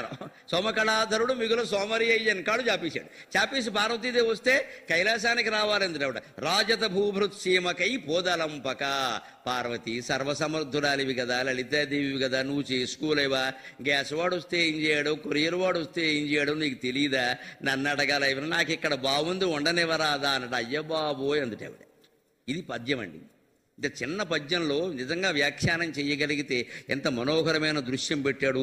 ఇందులో బోధ ఏమిటి? శివజపాన్ని అలా చేయండి, ఆగకుండా చేయండి, ఆపకుండా చేయండి. అలా అయితే శివుడు వచ్చి మీ మనస్సులో పడుకుంటాడు. పార్వతీదేవి పిలిచినా వెళ్ళాడు. ఇంకా ఆయన్ని పిలవగల సామర్థ్యం ఎవరికుంది? పార్వతీదేవి పిలిస్తే వెళ్ళవలసిందే కదా. ఆవిడ పిలిచినా వెళ్ళాడు. అంచేది మీ ఇంట్లో మీ మనస్సులో శివుడు ఉండాలంటే ఇది విద్వత్ మనోహర సత్కవిత బోధ నిరతాచ. అందుకని కావ్యాలు చదవాలి. కేవలం ఆధ్యాత్మిక రంగంలో ఉన్నవాళ్ళు చేస్తున్న పొరపాటు ఏమిటంటే పురాణ కథలతో ఆగిపోకండి. ముఖ్యంగా ఒక జాడ్యాన్ని వదిలించుకోండి. మీకు నచ్చచ్చు, నచ్చకపోవచ్చు. నా జాతకం ఏమిటో తెలీదా, నచ్చని మాటలే నాకు చెప్పడం నాకు బాగా నచ్చుతుంది. భక్తి మార్గంలో ఉన్నవాళ్ళు వదిలించుకోవలసిన జాడ్యం ఏమిటంటే కార్తీక మాసం రాగానే కార్తీక మహత్యం చెప్పమని అడగడం సుత్తమ్మ, అది సోదెక్కిపోతుంది. ఇంకా మాఘం రాగానే రేపు మాఘం వస్తుంది, ప్రాణాలు తీస్తారు. మాఘంలో స్నానం ఏమిటమ్మా? స్నానం సబ్బెట్టు తోముకో స్నానం. ఏమిటి స్నానం? స్నానానికి ఒక మహిమ ఉంటుందా నీ పిచ్చి కానీ? ఇంత స్నానం చేస్తే ఒళ్ళు కూడా శుభ్రపడుతుందో లేదు. కార్తీక మాసం అనగానే కార్తీక మహత్యం, మాఘం అనగానే మాఘం మహత్యం. మనిషికి ఏం మహత్యం లేదని నాకు అర్థం కాదు. ఆలోచించండి, మనిషికి ఏం మహత్యం లేదా? నెలలకి, ఋతువులకి, చెట్లకి, పుట్లకి, నదులకి, గుట్లకి, జంతువులకి అన్నిటికీ మహిమలు ఉంటాయండి ఈ దేశంలో. మనిషి ఒక్కడే పనికి మాలినవాడు. మనిషి మహిమ గురించి ఒక్కడే చెప్పడండి. మనిషిని పనికి మాలినవాడిని చేసి చెట్ల చుట్టూ తిరుగు, పుట్ట చుట్టూ తిరుగు, నదిలో మునుగు, కొండ ఎక్కు, కిందకి దిగు, దూకు, చావు, అంతే లెక్క. నీకు మోక్షం వస్తుంది. ఇంట్లో కూర్చుని నీ మనస్సు నువ్వు పరిశీలించుకుంటే ఒక్క నిమిషంలో వస్తుంది మోక్షం. నేను చెబుతున్నా, నా మీద ఆధారపడతారా? ఆ మహానుభావుడు చెప్పిన మాట చెబుతున్నా. మీ మనస్సును మీరు పరిశీలించుకుంటే ఒక్క నిమిషంలో వస్తుంది మోక్షం అనేది. జీవన్ముక్తి ఏమిటో అర్థమవుతుంది. ఎక్కడికి వెళ్ళక్కల. మనకది ఎలా ఉంటుంది అంటే అవన్నీ మన వల్ల అవుతాయి ఏమిటి? ఓసారి రావి చుట్టూ తిరిగేస్తే ఏకాదశి నాడు గొడవ వదిలిపోవచ్చు. తర్వాత వచ్చి మనం చుట్ట కాల్చుకోవచ్చు. ఇంటికి వెళ్ళి మన చుట్ట మనం కాల్చుకోవచ్చు. మనం ఏమీ వదలడం మనకి ఇష్టం లేదు. ఈ మమకారాలు, ఈ బంధాలు ఇవన్నీ ఇలాగే ఉండాలి. రావి చెట్టు మనకు మోక్షం ఇయ్యాలి. రావి చెట్టు ఏడుస్తుంది, దానికి మోక్షం లేక. పైగా నా గాలి నన్ను పీల్చనివ్వకుండా వీళ్ళు వచ్చి నా చుట్టూ తిరుగుతున్నారు, వీళ్ళ గాలి నాకు తగులుతోంది, కర్మ అనుకుంటుంది. అది అంతే కదా. మనం తిరిగితే ఏమవుతుంది? మన గాలి దానికి అంటుకుంటుంది. నా గాలేదో నన్ను ఏడవనేయకుండా వీళ్ళు తిరుగుతున్నారు. ఒక 100 మంది, ప్రతివాడు 108 మొక్కుకున్నట్ట నేను మొక్కుకోలేదు కదా అంటుంది రావి చెట్టు. నువ్వు మొక్కుకుంటే దానికి ఏమిటి సంబంధం? వృక్షాల మీద, జంతువుల మీద, అన్నిటి మీద మనం ఆధారపడుతున్నాం, కానీ మన మీద మనం ఆధారపడడం ఏమిటండి? అర్థం కాని విషయం ఇది. వివేకానందుడు సాహిత్యం చదువుకున్న వ్యక్తిగా అర్థం కాదు అది. మన మీద మనం ఆధారపడడం ఆత్మవిశ్వాసం లేకపోవడం అంతే. మనం ఏమీ చేయలేము. ఓ చెట్టో, పొట్టో, ఓ గుడో, గోపురమో మన కాపాడాలి. లేకపోతే పూర్వజన్మ పుణ్యమో, అది ఏమిటో తెలియదు మనకు, ఉందో లేదో కూడా. తెలియనివేవో కాపాడాలి అనుకుంటా, కానీ తెలిసినవి ఎదురుగా ఉన్నావు. 6 అడుగులు పొడుగు, 3 అడుగులు వెడల్పు ఉన్నావు. నిన్ను నువ్వు కాపాడుకోలేవు. ఎందుకు ఈ శరీరం? ఇంకా ఈ ఆలోచన చేస్తే మనుషులు బాగుపడతారు. విద్వన్ మనోహర సత్కవిత బోధ నిరతాచ అని. ఎందుకంటే బోధ నిరతం మనోహరంగా ఎందుకు చెప్పారు వెంటనే ఆలోచించాలి. అదిగో ఆ రాజశేఖరుడు అనే రాజు శివుణ్ణి పార్వతీదేవికి కూడా కనపడకుండా తన మనస్సులో కట్టేయగలిగాడే. మనం కనీసం 10 నిమిషాలు ఆ జపం చేయలేమా?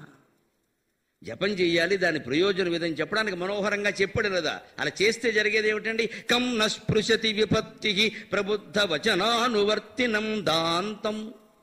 జీవితంలో ఎప్పుడు ఆపద రాదుట. తం నస్పృశతి విపత్తి. భగవన్నామ జపం అంత గొప్పది. జీవితంలో ఆపద రాదు మనకి. ఎందుకంటే శివుడు మనస్సులో ఉండగా మనకు ఆపద ఎలా వస్తుందండి? ఆపదామపకర్తారం దాతారం సర్వసంపదాం భూయో భూయో నమామ్యకం లోకాభిరామం శ్రీరామం భూయో భూయో నమామ్యకం. ఆపదలను అపహరించేవాడు కదా భగవంతుడు. ఆపదల్ని మనకి ఇచ్చేవాడు కాదు కదా.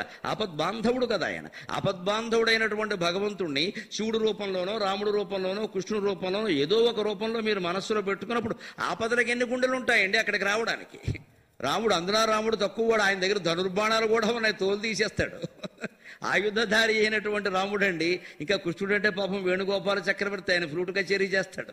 దాంతో కొడతాడో కొట్టడో తెలియదు, కొట్టడానికి పనికొస్తులేదు. రాముడు అలా ఊరుకోడు, ఇలా తీసాడంటే అయిపోయినట్టే లెక్క. అటువంటి రామనామాన్ని మనం జపిస్తుంటే ఆపదలు మన దగ్గరికి ఎలా వస్తాయి? అంత గొప్పది భగవన్నామం అని. ఆ జపం చెయ్యాలి. చేస్తే తం నస్పృశతి విపత్తి. ఎవరిని ఆపద దరి చేరదు, ఎవరిని ఆపద ముట్టుకోదు అంటే చెబుతున్నాడు. ప్రబుద్ధ వచనానువర్తినం దాంతం. సరిగ్గా మన ప్రవచనానికి వర్తించే మాట. ప్రబుద్ధ వచన అనువర్తినం. ప్రవచనంలో చెప్పినటువంటి మాటలని వక్త అయినా శ్రోత అయినా దాన్ని అనువర్తినం ఆచరిస్తే వాడికి ఆపదలు రావు. ఆచరించాలంటే పక్కన ఇంకోటి ఉండాలి. ఆ 2 అక్షరాలు కూడా వృధా చేయడు శంకరాచార్య స్వామి. దాంతం అన్నాడు. అది ఆచరించాలంటే మనోనిగ్రహం ఉండాలి. ఆచరించలేకపోవడానికి ఒకే ఒక్క కారణం మనోనిగ్రహం లేకపోవడం. ఇక్కడ నేను లేవగానే 3వ రోజు నాకు సత్కారం చేస్తారు కాబట్టి నేను హాయిగా దులిపేస్తాను పంచి, మీరు కూడా దులిపేస్తారు, వెళ్ళిపోతాను.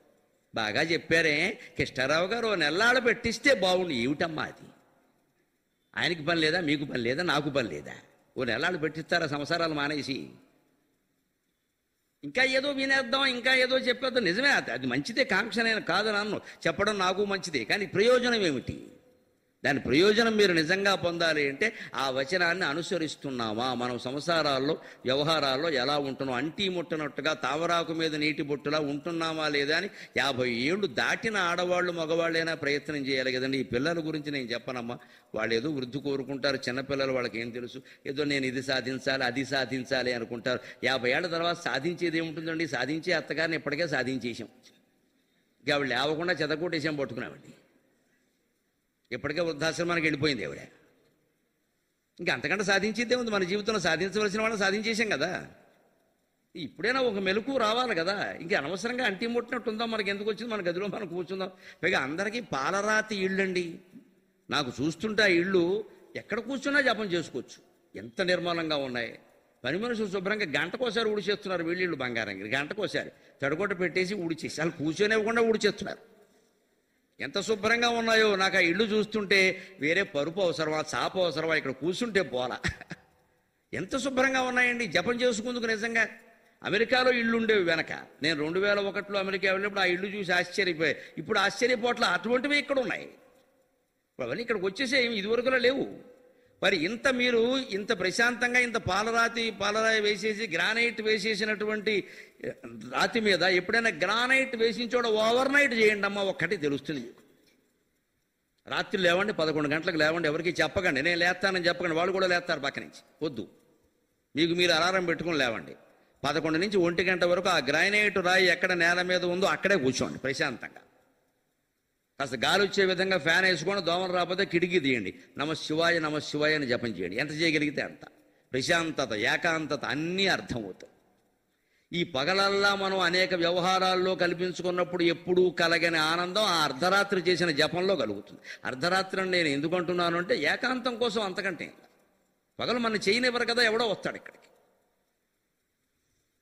అందుకని అర్ధరాత్రి వాళ్ళు పడుకున్నారు, వాళ్ళ జోలికి మనం వెళ్ళలేదు, మనం చేసుకున్నాం. పైగా పొద్దున్న లేచాక నేను మళ్ళీ 11ంటికి ఇదో పోజు చెప్పక నేను అడిగారు ఆ విషయం. చెప్పద్దు అక్కడ. మనం చేసేది జపం ఏకాంతం కోసం కానీ ప్రచారం కోసం కాదు. ఆ ప్రశాంతత అనుభూతి చెందాలి అంటే అందరూ పడుకున్న టైంలో మనం లేచి జపం చేయాలి. యస్యాం జాగ్రత్త భూతాని సానిశా పశ్యతో మునేహే యానిశా సర్వభూతానాం తస్యాం జాగ్రత్త సంయమి. భగవద్గీతలో చెప్పిన మాట. యానిశా సర్వభూతానాం, అందరు జీవులు పడుకున్నప్పుడు యోగి అనేవాడు లేచి కూర్చుని జపం చేస్తాడు. యానిశా సర్వభూతానాం తస్యాం జాగ్రత్త సంయమి అంటే అందరూ పడుకున్నప్పుడు వీడు జపం చేస్తాడంటే అర్థం ఏంటి? ఏదో ఊరికే లేచి కూర్చుంటాడని కాదు. ఎప్పుడైనా రైల్లో ప్రయాణం చేసేటప్పుడు చేశారా కనుక నేను చెప్పింది, దొంగళ్ళు అనుకుని పట్టుకుంటారు. అలాంటి పనులు చేయకండి. గరికపాటి వారు చేయమన్నారంటూ ఏసీ కంపార్ట్మెంట్ స్లీపర్లోనో కూర్చుని రాత్రి 11ంటికి లేచి సీటు చివర కూర్చుని జపం చేసామనుకో మొత్తం మూసేస్తారు పోలీసులండి. అందరూ పడుకుంటే నువ్వు ఎందుకు నిలబడి ఉన్నావు, సామాన్ల కోసం అంటారు. అక్కడ చేయకూడదు ఈ పని. మన ఇంట్లో మనం ఏ ప్రచారమో ఆశించకుండా. కృష్ణుడు చెప్పడంలో ఉద్దేశం కేవలం జపం కాదు. ఏ విషయాల మీద మామూలు లోకులు ఎక్కువ ఆసక్తి చూపిస్తారో జ్ఞాని అయిన వాడు ఆ విషయాలు పట్టించుకో. వీళ్ళు అనుకుంటారనికి ఏమీ పట్టదండి, ఏమీ పట్టదు, పట్టకపోవడమే కావాలి. మీరు కూడా అలా ఉండండి, నేను చేయగలిగింది లేదు. భగవంతుడి విషయంలో ఎవడు ఉన్మత్తుడు అవుతాడో వాడికంటే అదృష్టవంతుడు లేడు అని చెప్పాడు ఆ స్వామి అక్కడ. మనం పిచ్చివాళ్ళం అయిపోతే, వెర్రి వెధవలం అయిపోతే, లోకమంతా వీడు దేవుడు పిచ్చి పట్టిందండి, దేవుడు పిచ్చి పట్టింది అంటే అంతకంటే నారద మహర్షి లేడు, అంతకంటే వశిష్ఠ మహర్షి లేడు, అంతకంటే త్యాగమూర్తి లేడు, అంతకంటే ధన్యుడు లేడు అనుకుంటే అనుకోనియండి. రామకృష్ణ పరమహంసం చూసి కూడా పిచ్చివాడు అనుకున్న వాళ్ళు చాలామంది ఉన్నారు. ఈ శారదాదేవికి ఏమైనా నష్టం వచ్చిందా? ఆయనకు వచ్చిందా? ఆయన శక్తి ఏమిటో తెలియలేదా? 5వ తరగతి కూడా చదవలేదా ఆయన? 50 తరగతులు చదివాం మనం. 50 ఏళ్ళు వచ్చాయి, ఏం చేశాం? ఆలోచించవలసింది. ఆపద రాకుండా ఉండాలంటే ఏం చేయాలి? ఈ వచనాలు ఆచరణలో పెట్టాలి. ప్రబుద్ధ వచనానువర్తనం దాంతం. ప్రవచనంలో మన మేల్కొలపడం కోసం చెప్పినటువంటి వచనాలు ఉన్నాయే, వాటిని ఆచరణలో పెడితే ఆపద ఎందుకు వస్తుందండి అసలు? అది మానేసి ఏం చేస్తామో ఇప్పుడు చెబుతున్నాడు, దానికో రేయబడుతున్నాడు. దేన్ని వదలడు శంకరాచార్య, అంతకంటే నేను అసలే వదలను. ఆయన వదలడు, నేను వదలను. అంతే. ఆయన నన్ను పట్టుకున్నాడు, నేను మిమ్మల్ని పట్టుకుంటా. ఇప్పుడు చెబుతున్నాను, మీకు ఇవన్నీ నచ్చవండి, ఈ ధ్యానాలు ఏకాంతాలు మీకు ఏం నచ్చవు, మీకు ఏం నచ్చుందో నేను చెబుతా అని చెబుతున్నాడు. కప్పంగురిక ప్రతితక వ్రజతి చయో వార్ధకే తీర్థం కః పంగురిక ప్రథితః వ్రజతి చయో వార్ధకే తీర్థం తీర్థమపి చ కిం ముఖ్యం తీర్థమపి చ కిం ముఖ్యం చిత్తమలం యన్నివర్తయతి. మనకి ఇంట్లో కూర్చోండి ధ్యానం చేయండి అంటే అది నచ్చదు. నైమిషారణ్యం వెడుతున్నట్టు 60 మంది భాగవత్ సప్తాహంట అనగానే మొత్తం బస్సు చేసుకు బయలుదేరుతారు. పైగా ఎలా బయలుదేరుతారు? మామూలుగా అప్పటికే వెళ్ళొచ్చారు 10 సార్లు. అప్పుడు ఏమనుకుంటారు, 7 రోజులు బాగా 6 సార్లు వెళ్ళారనుకోండి, ఆపరం. 7వసారి కూడా వెడితే 7వసారికి ఏమైనా ప్రత్యేకత ఉందా? ఎన్ని జన్మలు వెళ్ళినా ఏం లేదమ్మా. బాగా నైమిషారణ్యం విషయంలో 7 అంకె, కాశీ విషయంలో 9 అంకె. ఇది పిచ్చి నమ్మకాలు పెట్టుకున్నారు బాగా. నైమిషారణ్యంలో 7 రోజుల్లో భాగవతం ఎక్కడ చెప్పినా, నువ్వు ఎక్కడ చెప్పినా 7 రోజులు భాగవతం దేనికి? అసలు రోజు చదవాలి కదా భాగవతం. 7 రోజుల్లో ముగించి టూకి ప్రోగ్రామా? ఏమన్నా పిన్ పాయింట్ ఫార్ములాయా?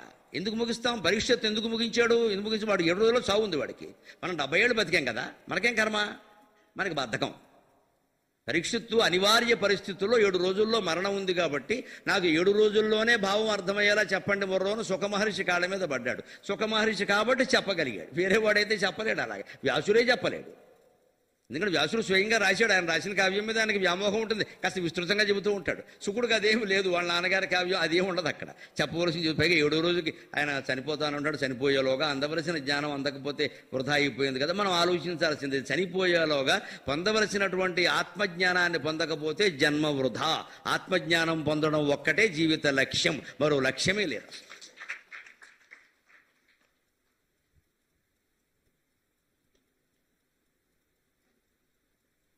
చాలా మందికి ఈ లక్ష్యం ఉండదు. నీ జీవిత లక్ష్యం అంటే కలెక్టర్ అవుతా, కండక్టర్ అవుతా, ఏదో అవుతావు, దెబ్బ అవుతావు. ఎవడికి కావాలి ఇవన్నీ? ఎవడికి కావాలి ఇవన్నీ? నువ్వు ఏదో కలెక్టర్ అయితే మాత్రం ఏముండదా? తర్వాత కలెక్టర్ అయిన వాళ్ళందరూ సుఖంగా ఉన్నారా?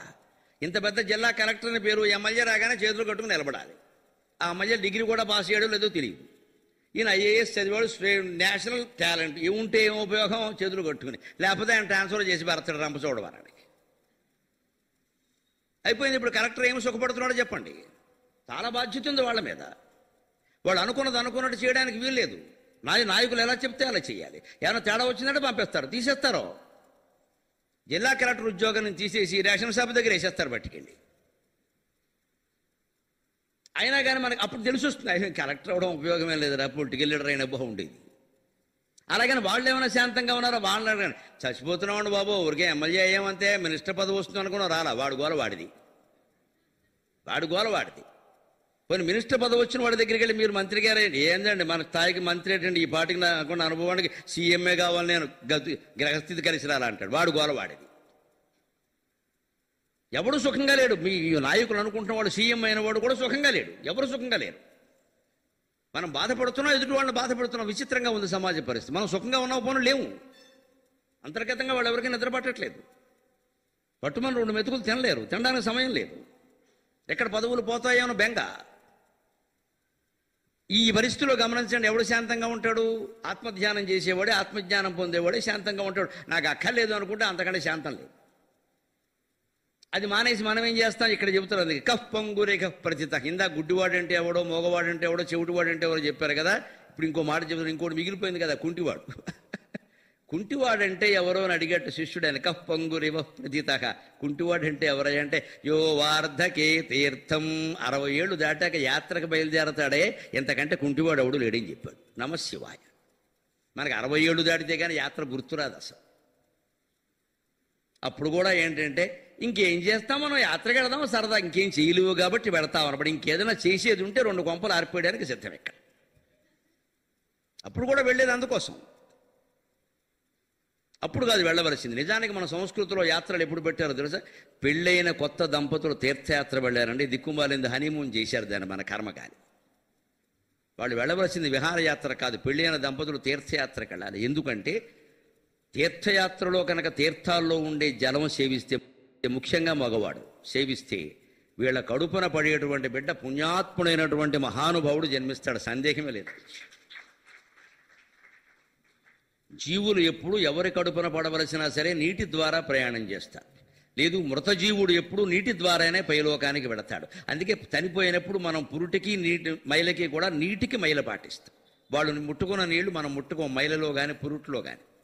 యాతాశౌచం మృతాశౌచం, రెండిట్లో ముట్టుకోకూడనివి రెండు ప్రధానంగా, నీళ్లు బట్టలు. ఎందుకు ఈ రెండిటికే ఉంది? బట్టల ద్వారా అతనికి సంబంధించిన వ్యాధులు బట్టల ద్వారా వ్యాపిస్తాయి, నీళ్ల ద్వారా కూడా వ్యాపిస్తాయి, ఈ రెండింటి ద్వారానే వ్యాపిస్తాయి. జీవుడు ప్రయాణం చేసేది కూడా వాటి ద్వారానే.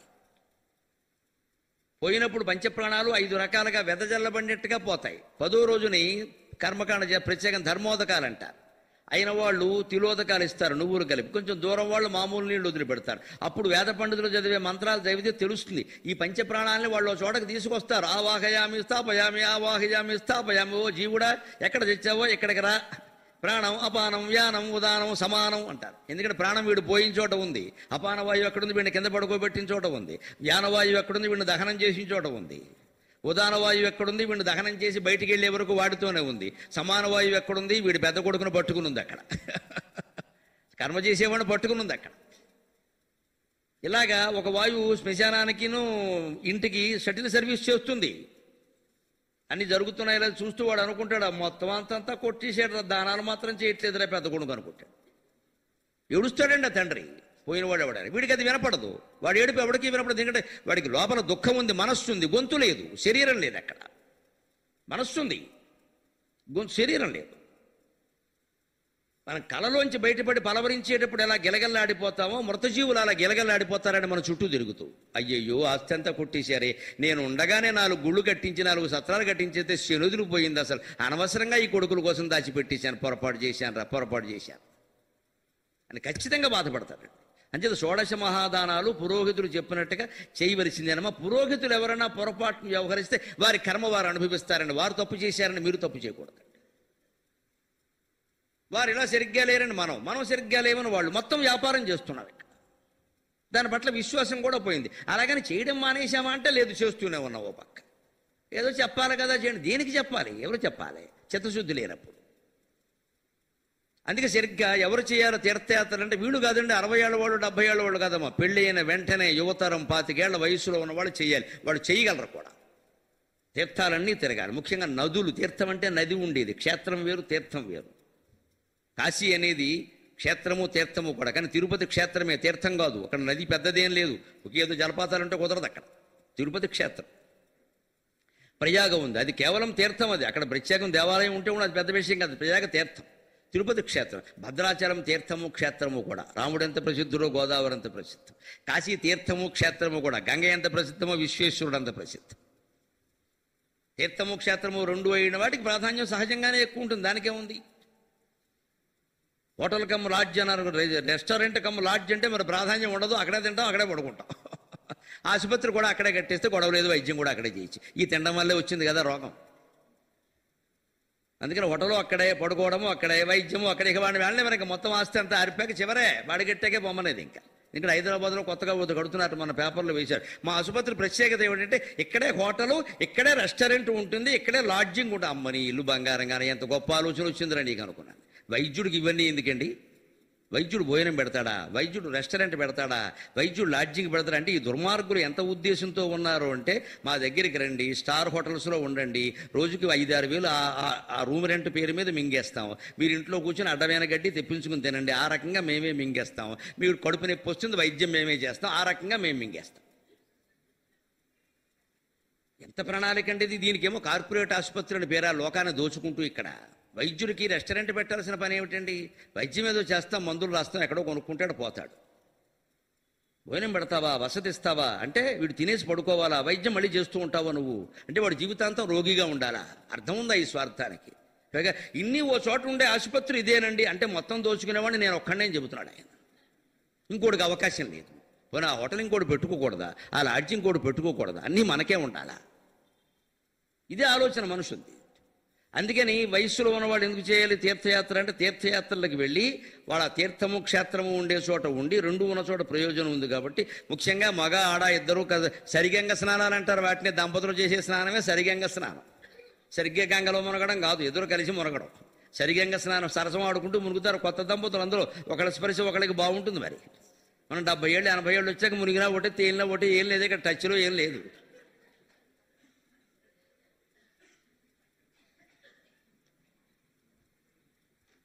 అప్పుడు బాగుండాలి కూడా, ఆ ఆకర్షణ ఉండాలి కూడా. ఎందుకంటే వాళ్ళలో కొన్ని కోరికలు కలగాలి కదా. మన శోభనం ఎందుకు చేస్తున్నాం? పని లేక కలగాలనే కదా. ఆ భావపూర్ణమైన ఆవేశం, భావావేశం, కామావేశం, ప్రేమావేశం అన్నీ ఉంటాయి. కానీ ఇది పవిత్రమైన తీర్థం కాబట్టి మితిమీరరు. అంత గొప్పదండి మన సంస్కృతి. మితిమీరరు, ధర్మం తప్పరు, చాలా పద్ధతిగా ఉంటారు, నియమంగా ఉంటారు. అందులో ఆడవాళ్ళకి చాలా సెంటిమెంట్ ఉంటుంది ఆ తీర్థం అంటే, క్షేత్రం అంటే. మొగుడు ఒకవేళ గాడి దగ్గర మాట్లాడు కూర్చో, ఇది పుణ్యక్షేత్రం ఉంటుంది. ఆ నీరు ఆయన సేవిస్తాడు, ఆ జీవుడు ఆయన కడుపులో పడతాడు. ఆ పుట్టవలసిన జీవుడు మగైనా ఆడైనా ఆయన కడుపులో పడతాడు. తర్వాత ఈ పురుషుడు స్త్రీ సంగమం చేసినప్పుడు స్త్రీ గర్భంలో ప్రవేశిస్తాడు. ఆ ఖచ్చితంగా అలా పుట్టేవాడు రామచంద్రమూర్తి అవుతాడమ్మా, సందేహమేం లేదు, సందేహించక్కల్లా. తీర్థయాత్రలు అంత గొప్ప. కొత్తగా పెళ్ళి అయిన వాళ్ళు చెరువాటిని హనీమూన్ చేసి పారేశారు, అమెరికన్ కల్చర్ వచ్చేసి. వృద్ధాప్యంలో ఎందుకు చేయకూడదు? వెళ్ళలేవు ముందు ఒక మాట. రెండోది, ఇప్పటికి కర్మకాండలో బాగా మునిగిపోయావు.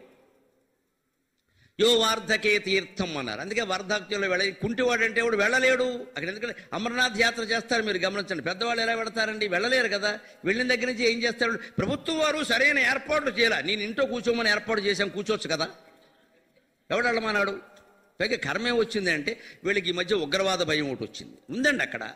దానికోసం సైనికుల్ని కేటాయిస్తున్నారండి.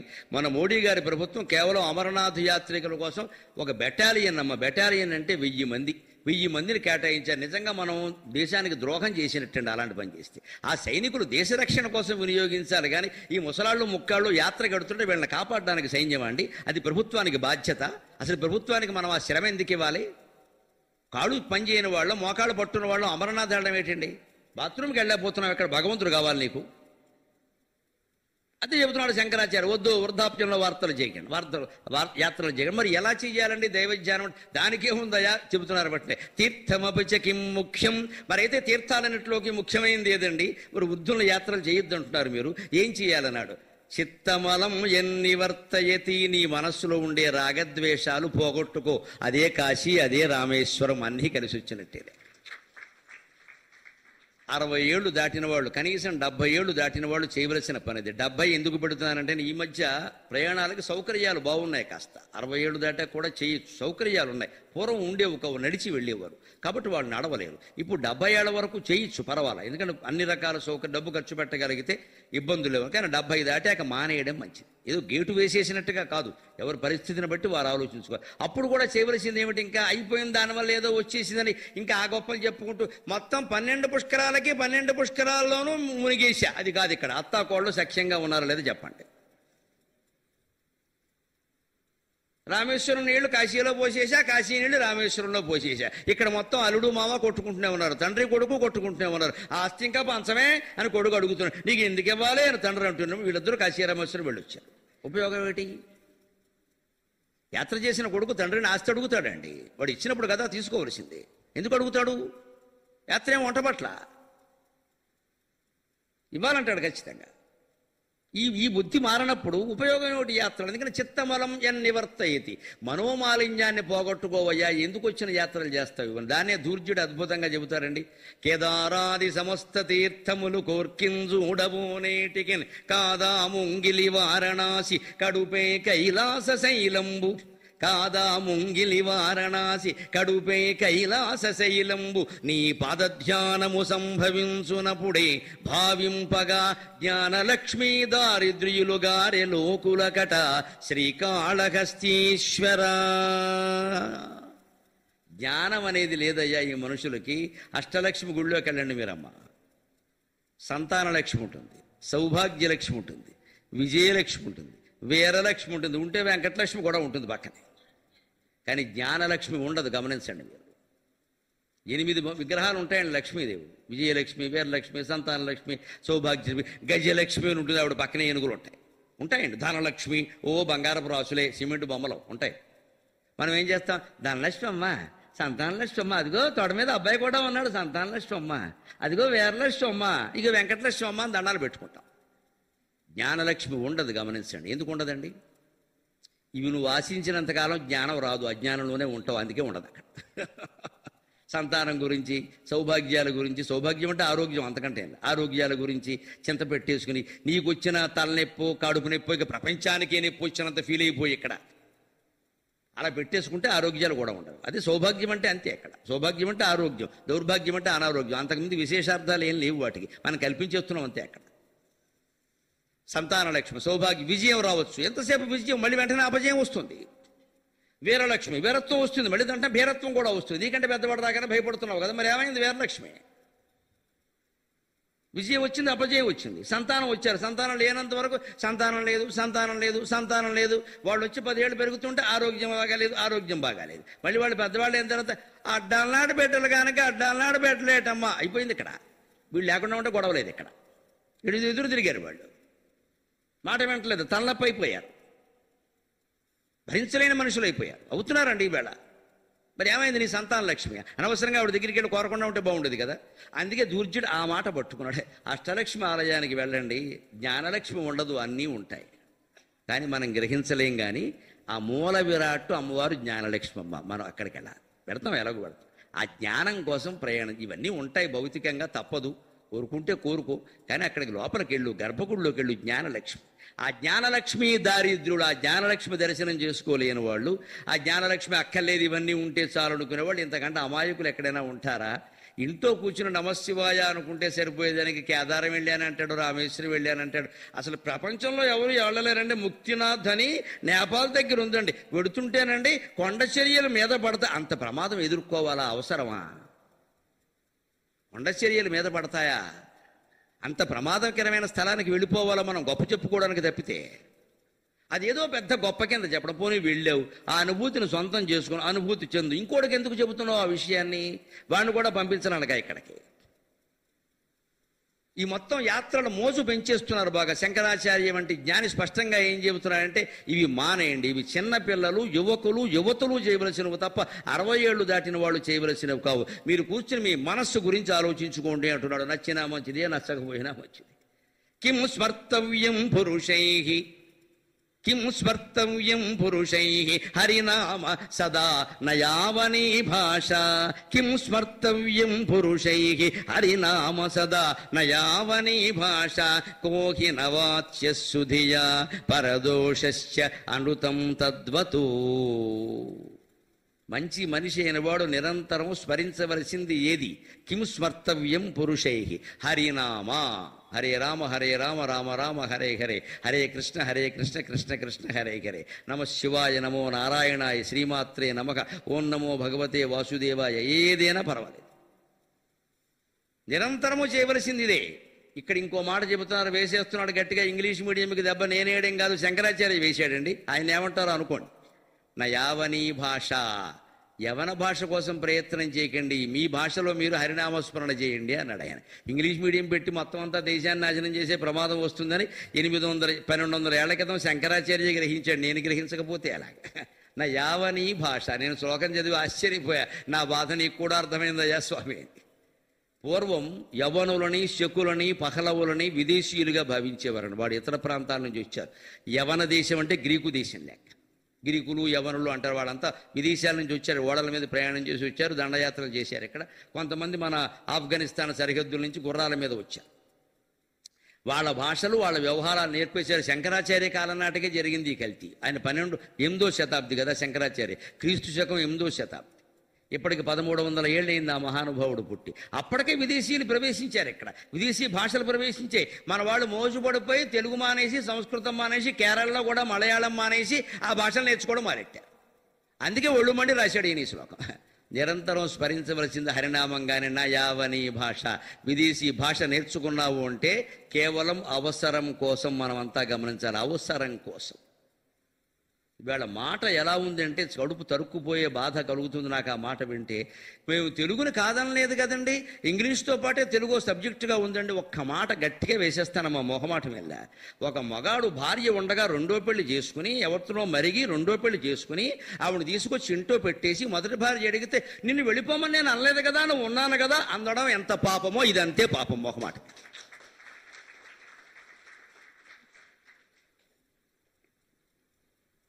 తెలుగును ఉండమన్నాం కదా, ఎలా ఉండమంటావు? మొదటి భార్యగానా, 2వ భార్యగానా? రాష్ట్రంలో పట్టాభిషేకం చేయవలసింది తెలుగు భాషగా, ఇంగ్లీషు భాషగా? ఇదా మాట్లాడేది? నువ్వు ఉండమన్నాం కదా. ఎవడు దయాదాక్షిణ్యాల ప్రకారం మేము బతకాలి. మీకు తెలియదండి నా వేదన. ఈ క్షణంలో నా ప్రాణం పోతే నాకంటే అదృష్టవంతుడు లేడు. మీకు నచ్చకపోవచ్చు, అంత క్షోభ కలుగుతుంది లోపల. ఇంకా ఎందుకు బతుకున్నానని. తెలుగు మీద కదా బతుకుతున్నాం. తెల్లారు లేస్తే టీవీలో 23:30 గంటల్లో తెలుగు మాట్లాడమని బతుకుతున్నామే. తెలుగుని చంపేస్తున్న రాష్ట్రంలో ఇంకా మనం అవసరం ఆ ప్రవచనాలు చెప్పడం? ఇంకా బతుకుండడం అవసరం? ఆ ప్రవచనాలు పక్కనెట్టండి. అంత క్షోభం ఉందమ్మా లోపల. కానీ ఆపుకుంటున్నా. ఏం చేస్తాం చెప్ప, ఇంతకంటే ఏం చేయగలిగింది లేదు కదా. ప్రజలు చైతన్యవంతులే ఉద్యమిస్తే తప్ప కలగదమ్మా. ఇంకో మాట చెబుతున్నా, తెలుగు వాళ్ళ స్వభావం ప్రకారం ఎవరినో ద్వేషిస్తే తప్ప మనం ఎవరిని ప్రేమించం. మన స్వభావం ఇది.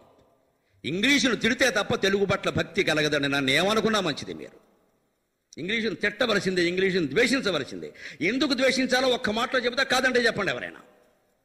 నా యావనీ భాష ఇంగ్లీష్ మీడియం ఎందుకు పనికిరాదు అంటే, ఇంగ్లీష్ మీడియంలో ఏం నేర్పుతున్నారు? మొదట మీరు A for apple, B for bat, C for cat, D for dog. మనిషి నాశనం అయిపోతాడు ఈ 4 మాటలతో. యాపిల్ అంటే తిండి. నీ తిండి నువ్వు చూసుకో. నీకు దేశం అక్కల్లా, ధర్మం అక్కల్లా, అమ్మ అక్కల్లా, నాన్న అక్కల్లా. బి ఫర్ బ్యాట్, ఒక బ్యాట్ చూసుకో. బయటికి వెళ్ళి క్రికెట్ ఆడుకో. సచిన్ టెండూల్కర్ ముఖ్యం, సరస్వతీదేవి అక్కల. తర్వాత క్యాట్, డాగ్ 2 దిక్కుమాలిన జంతువులే. ఒకటి పిల్లి, ఒకటి కుక్క. ఏదో ఎదురొస్తే కూడా చికాకు. కపట బుద్ధి పిల్లి, బానిస బుద్ధి కుక్క. అదే మన తెలుగు మాధ్యమంలోనండి. అకారానికి అమ్మ, ఆకారానికి ఆవు, ఇకారానికి ఇల్లు, ఈకారానికి ఈశ్వరుడు.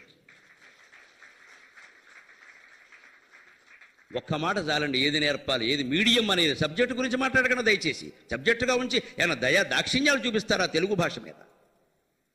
ఇంకోతిని తీసుకొచ్చి ఇంట్లో పెట్టి నిన్ను కూడా ఉండమన్నాను కదా అంటే ఆవిడ ఎంత క్షోభపడుతుంది. ఉండమంటానికి నువ్వే ఉండవి. నాకు తాళిగట్టావు మొట్టమొదట. ఉండవలసింది నేనా ఆవిడ? పరభాషని, విదేశీ భాషను తీసుకొచ్చి నెత్తి మీద రుద్దేసి తల్లి కడుపులోంచి నేర్పేసి మీడియం పేరు మీద ఇప్పుడేమో ఉండమన్నాం కదా, పొమ్మని అనలేదు కదా. అదేం మాట అండి? ఎవరి దయాదాక్షిణ్యాల కోసం ఇల్లాలి ఇక్కడ ఉండాలి, అగ్ని ప్రవేశం చేయకుండా? ఆవిడకి సేవలు చేయడానిక? ఇవాళ నా తెలుగు భాష అలా బాధపడుతుంది. 2వ భార్యను తీసి ఇంట్లో పెడితే మొదటి భార్య ఎంత బాధపడుతుందో నా తెలుగు భాష సరస్వతి అంత బాధపడుతుంది. నాకు ఇదా స్థితి మీరు కలిగించేది మీ రాష్ట్రం. మీరు చెప్పండి, ఇంక ఏ రాష్ట్రంలోనైనా తెలుగును పట్టాభిషేకం చేస్తారా? మన రాష్ట్రంలో కాకపోతే. ఎందుకు ఇంత దిగజారిపోయాం మనం? ఎందుకు ఇలా ఆలోచిస్తున్నాం? ఒక్క మాటలో ఇది చూడండి. అమ్మ, ఆవు, ఇల్లు, ఈశ్వరు కేవలం మాటలు కాదండి అవి. అకారం అమ్మ, ధర్మానికి ప్రత్యేక. అమ్మాయి కదా మనకి ధర్మాలన్నీ చెప్పింది. ఆకారం ఆవు, అర్థానికి ప్రత్యేక. ఆవు అంటే పాడి పరిశ్రమ. గేదెలు, ఆవులు అన్నీ అందులోకి వస్తాయి. అర్ధపురుషార్థానికి ప్రత్యేక. ఇకారం ఇల్లు, ఎవడైనా పెళ్ళైతే ఓ ఇంటివాడయ్యేటాడు, కామపురుషార్థానికి, సంసారానికి ప్రతీక. ఈకారం ఈశ్వరుడు, మోక్షానికి ప్రతీక. ఒక్క 4 మాటల్లో అమ్మ, ఆవు, ఇల్లు, ఈశ్వరుడు అనే 4 మాటల ద్వారా 1వ తరగతి పిల్లాడికి 1వ తరగతి తెలుగు వాచకం మొదటి పుటలో ధర్మార్థ కామ మోక్షాలనే 4 పరమార్థాలు చెప్పిన తెలుగు మీడియం ప్రపంచం అంతా వ్యాపించాల్సిన అవసరం ఉందండి. ప్రపంచం మీ భాషల్లో ఇంత గొప్ప మాటలు ఉన్నాయా, ఇంత సంస్కృతి ఉందా, నేర్చుకుంటారా వెధవల్లారా అని అందరికీ చెప్పాల్సింది పోయి వాళ్ళ భాషల్ని మనం తెచ్చిపెట్టుకుంటాం ఇక్కడ. అదంత గర్భంలోంచి నేర్పాలా? ఆలోచింతురుగాక మేరడు. ఇంతకంటే ఎక్కువ మాట్లాడలేను. నాకు సమయం దగ్గరికి వచ్చింది. అసలే సమయం దగ్గరికి వస్తే ఇంకా బాగుండేది. అంత క్షోభగా ఉందండి నిజంగానే మాట చెప్పాలంటే. మరోసారి మానేద్దామందామా అని కూడా అనిపించి నేను కృష్ణారావుతో పంచుకున్నా. కానీ కుదరనీరమ్మా, నాకు స్వతంత్రం ఎక్కడది, నా కర్తవ్యం కూడా నాకు తెలుసు. ఇటువంటిప్పుడు ఇంకా బాగా చేయాలనిపించింది నాకు. ఎటువంటిప్పుడు ఇంకా బాగా చేయాలి, ఇంకా శ్రమ పడదాం. మనం అనదలుచుకున్నది ధైర్యంగా మునిగేది ఏదో నిండా మునిగిన వాడికి శనివుటి. ఇప్పుడు కొత్తగా చేసేది ఉంది. చేస్తే నా మీద కత్తి ఈపాటికే ఎత్తాలి. ఇంతవరకు ఎత్తలేదు ఉంటే ఇక ఎత్తలేరని అర్థం అక్కడ. అంచేత చెప్పేది ఏదో చెప్పుకుంటూనే పెడదాం గతిక అని చెబుతున్నాను. ఖచ్చితంగా ఎప్పటికీ మానను, మరణించే వరకు చెబుతా. నా భాష గురించే చెబుతా, నా సంస్కృతి గురించే చెబుతా.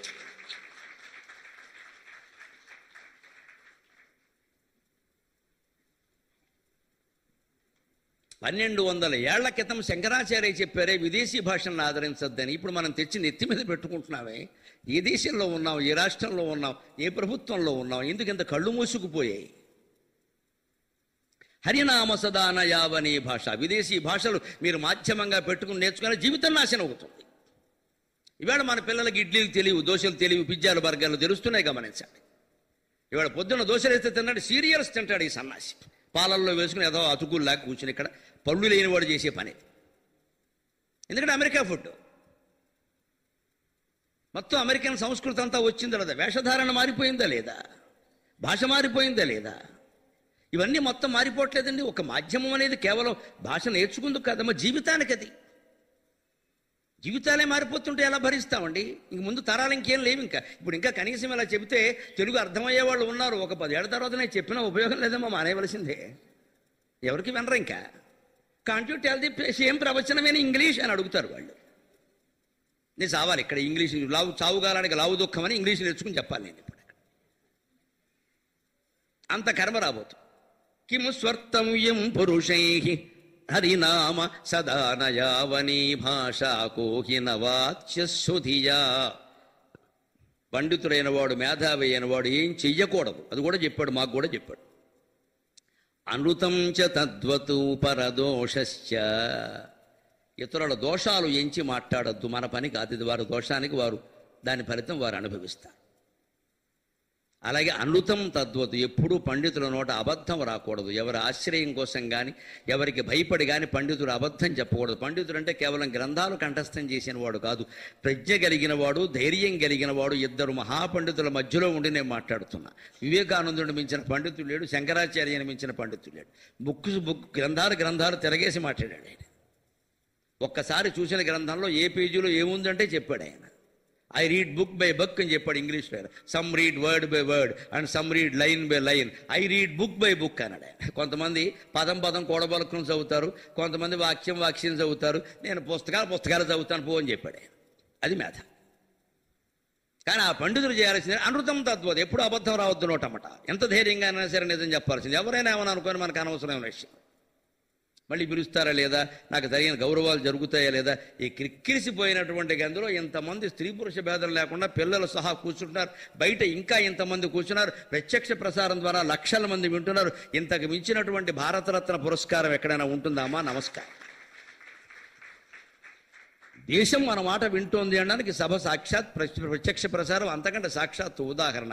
ఇంతకంటే బిరుదులేమిటి? ఏమిటి పోయేది ఇక్కడ? ఇది కాకుండా ఏదో పద్మశ్రీయో ఇంకో వెంకశ్రీయో బిరుదిస్తే నాకేమైనా కలిసి వస్తుందా? ఇక్కడ పోతే పోనీయండి, ఎవరికి కావాలి ఇస్తే ఇచ్చుకుంటారు. అది వాళ్ళ అవసరం, మన అవసరం కాదు. ఇచ్చుకోవడం వాళ్ళ అవసరం, మన అవసరం కాదు. దానికి మనం పొంగిపోయేది ఏం లేదు. అంతే. ఆ ధోరణ ఉండాలి. స్పష్టంగా చెప్పాడు శంకరాచార్య మార్గం నాది. అనృతం తద్వత్, అబద్ధం ఆడే సమస్య లేదు. ఏది నిజం కొండ బదలు కూడా చెబుతాం అంతే. ఎవడనే అవనాను. ఇప్పుడు ఇంకో మాట, జీవితంలో విషం అంటే ఏమిటో చెబుతున్నారు.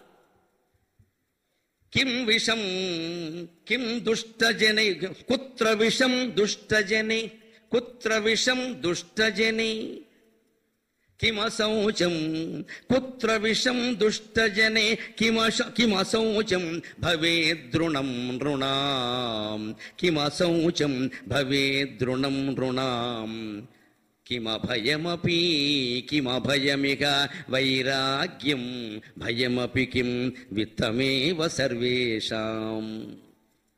విషం అనేది ఎక్కడుంది? దుష్టజనులలో ఉంది అన్నాడు. సుమతి శతకంలో ఇంకా బాగా చెప్పాడు. తల నుండు విషము పణికిని విలయంగా తోక నుండు వృశ్చికమునకును తలతోక ఎనకయునుండును కలునకు నిలువెల్ల విషము గదరా సుమతి అన్నాడు. పాములు తేళ్ళు మనం విషపురుగులు అంటాం. మనం పాముకి తలలోనే విషం ఉంటుంది, తోక దగ్గర ఏముండదు. నీకు ధైర్యం ఉండి తలని గట్టిగా ఇలా నొక్కి పట్టుకోగలిగితే ఏ పాము ఏం చేయలేదు. పాముల వాళ్ళ టెక్నిక్ అదే. తల దగ్గర పట్టుకుంటారు వాళ్ళు సరిగ్గా పీక దగ్గర. ఆ విషం బయటికి రాదు. కూర బయటకు వచ్చినా నష్టం లేదు, విషం బయటికి రాదు, కరవదు. అటువంటిప్పుడు కరిచినా ఏం కాదు. అటువంటిప్పుడు తోక ఏం చేస్తుంది? 2 సార్లు కొడుతుంది కాలికి, అంతే, ఏం కాదు. ఆ కీలకం పట్టుకున్నాడు ఆయన. కానీ ఎందుకని? పాముకి తలలోనే ఉంటుంది, తోకలో ఏముండదు పాపం. తేలు శరీరం అంతా ఎక్కడ ఉన్నదండి? కొండి, దానికి ఒక పెద్ద జెండాలో ఉంటుంది ఇక్కడ, దాని కొస భాగంలో ఉంటుంది. వెడుతూ ఓసారి పరామర్శించేసి వెళ్ళిపోతుంది అంతే. ఇంక 2 రోజులు మంచం దిగవు. బాగున్నావా అని ఫోటో వేస్తుంది అక్కడ. దాని భయం దాంది. అది దానికి పైగా తేలు కొండి కుట్టి పాము మన్ని కరవడం ద్వారా, తేలు మన్ని కొట్టడం ద్వారా ఆహారం ఏమో సంపాదించుకోకదండి. వాటి ఆహారం కాదు కదా. పాము మన రక్తం తాగదు. దోమలు తాగుతాయి, చీమలు తాగుతాయి, కానీ పాము తాగదు. అందుకు భయం. మనం ఏం చేస్తామో అన్న భయంతో అది కరుస్తుంది. తేలేనా అంతే. తేలు మన ఏం తిందవు, మనకేం మనం ఆహారం కాదు. దాని ఆహారం వేరే ఉంది. వచ్చి దగ్గరికి వచ్చేసరికి ఎవరో వస్తున్నారు ఏదో అని కుట్టేస్తుంది. భగవంతుడు దానికి శక్తి ఎందుకు ఇచ్చాడు? దాని ప్రాణమతి కాపాడుకోవాలి కదా. దానికి గన్మన్ లేరు కదా. పాముకి దాన్ని బతుకుదామంటే గన్మన్ లేరు. ఎందుకంటే పాము ఆశ్చర్యకరమైన విషయం, ఎవరూ చంపకుండా ఉంటే 400 ఏళ్ళు బతుకుతుందండి పాము. అంత ఆయుర్దాయం ఉంది పాముకు. అంత దీర్ఘాయుర్దాయం ఇచ్చాడు భగవంతుడు. పైగా ఏకాంతంగా ఉండడంలో పావును మించింది లేదు. దత్తాత్రేయ స్వామి తన 24 గురువుల్లో పామును గురువుగా చెబుతాడు ఆయన. సర్ప అంటే కుమారీ శరకృ సర్ప ఊర్ణనాభి సుపేశ కృతు అని 24 గురువుల్లో సర్పాన్ని చెబుతాడు. పాము మీ గురువు ఏమిటండి అంటే, పుట్టలో ఎంతసేపు ఉంటుందండి తల ఉంచుకుని, బుట్టలో ఎంతసేపు ఉంటుందండి, ఎవరినైనా కలవాలని అనుకుందా, ఎవరైనా రావాలని అనుకుందా, దాన్ని ఏదో అలా దాని తిండి ఏదో తింది పడుకుంది. యోగంటే అంతే కదా, ఎవరిని కలవాలని అనుకోని వాడే కదా. ఆ రకంగా పాము నాకు ఆదర్శం. గంటలు కాదు, రోజులు పుట్టలోంచి బయటికి రావట్లేదే. మనం కూడా అలా ఏదైనా గదిలో కూర్చుని ధ్యానంలోంచి బయటికి రాకుండా ఉంటే ఎంత బాగుండేదండి జీవితం. ఇవన్నీ మాట్లాడాల్సిన అవసరం మనకి లేదు కదా. కొంతమందికి మంచి వాళ్ళవే, కొంతమందికి చెడ్డవాళ్ళం అవ్వాల్సిన అవసరం లేదు కదా. ఇన్ని తగాదాలు అవసరం లేదు కదా. నాకు చాలాసార్లు అనిపిస్తుంది అలాగా. అందులోంచి బయటికి రాకుండా ఉంటే ఎంత బాగుండు. కానీ ఎక్కడది సామర్థ్యం? ఈ దిక్కుమాలిన మనస్సు ఊరుకోనివ్వదు కదా, అది ఇంకా బతుకుంది కదా. అందుకే నిజంగా పాము ఆదర్శమేనండి ఉండగలిగితే. ఆ ఒంటరితనానికి, ఏకాంతానికి పాము ప్రతీక. అందుకని వాటికి విషం తోకలోనో తలలోనో ఉంది. దుర్మార్గుడైన మనిషికి నిలువెల్ల విషము కదరా సుమతి. ఎంత బాగా చెప్పాడు. ఏ పని చేసినా విషయమే, ఏ మాట మాట్లాడినా విషయమే, ఏ చర్య తీసుకున్నా విషయమే. అటువంటి వాడికి మనం దూరంగా ఉండద్దా? కిం కుత్ర విషం దుష్టజని. ఇంకో మాట చెబుతున్నాడు మనకు ఉపయోగపడేది. కిం అశౌచం, అశుభ్రత అంటారు. దానికి అర్థం ఏమిటంటే మనస్సు కూడా శుభ్రంగా ఉండాలి కదా, శాంతంగా. మనశ్శాంతి ఎవరికి ఉండదంటే భవే దృణం రుణాం. అస్తమానం అప్పులు చేసి అలవాటు ఉన్నవాడికి మనశ్శాంతి ఉండదు అన్నాడు. ఎంత గొప్ప విషయం మనం నేర్చుకోవాలి. కొంతమంది ఉంటారు కుటుంబంలో ఏ బడ్జెట్ ఉండదు, ఆర్థిక క్రమశిక్షణ ఉండదు అసలు, భర్తకి భార్యకి కూడా. ఏ అవసరమైనా సరే ఎవరినో అడిగాడిమే, ఇవ్వకపోతే ఇవ్వలేదండి. ఎన్నిసార్లు ఇస్తారండి ఎవరైనా? ఇచ్చాక నువ్వు తిరిగిస్తావనేది ఏదైనా ఉందా? ఇవ్వకపోతే శత్రుత్వం. బంధువులయ్యండి కూడా ఎవరో ఏమడిగా 2 లక్షలు అడిగా. 2 లక్షలా? అదేదో 2 రూపాయలు అన్నట్టుగా మాట్లాడుతుంది ఆవిడ. 2 లక్షలు ఎవడు బాబు సొమ్ము ఇక్కడ? కోట్లు ఉన్నాయి, ఏం చేసుకుంటారు నీకు ఇవ్వడానికి ఆ కోట్లు ఉంటే? ఇవే మొత్తం కామెంటరీ ఇక్కడ. మన కాపురాలు తక్కువ, కామెంటరీలు ఎక్కువ. నీకు అప్పు ఇవ్వకపోతే మేము దుర్మార్గులమే. అసలు ఎందుకు వచ్చింది నీకు అప్పు చేసే పరిస్థితి? నువ్వు నీ మొగుడు కూర్చుని ఒక ప్రణాళిక వేసుకోలేరా?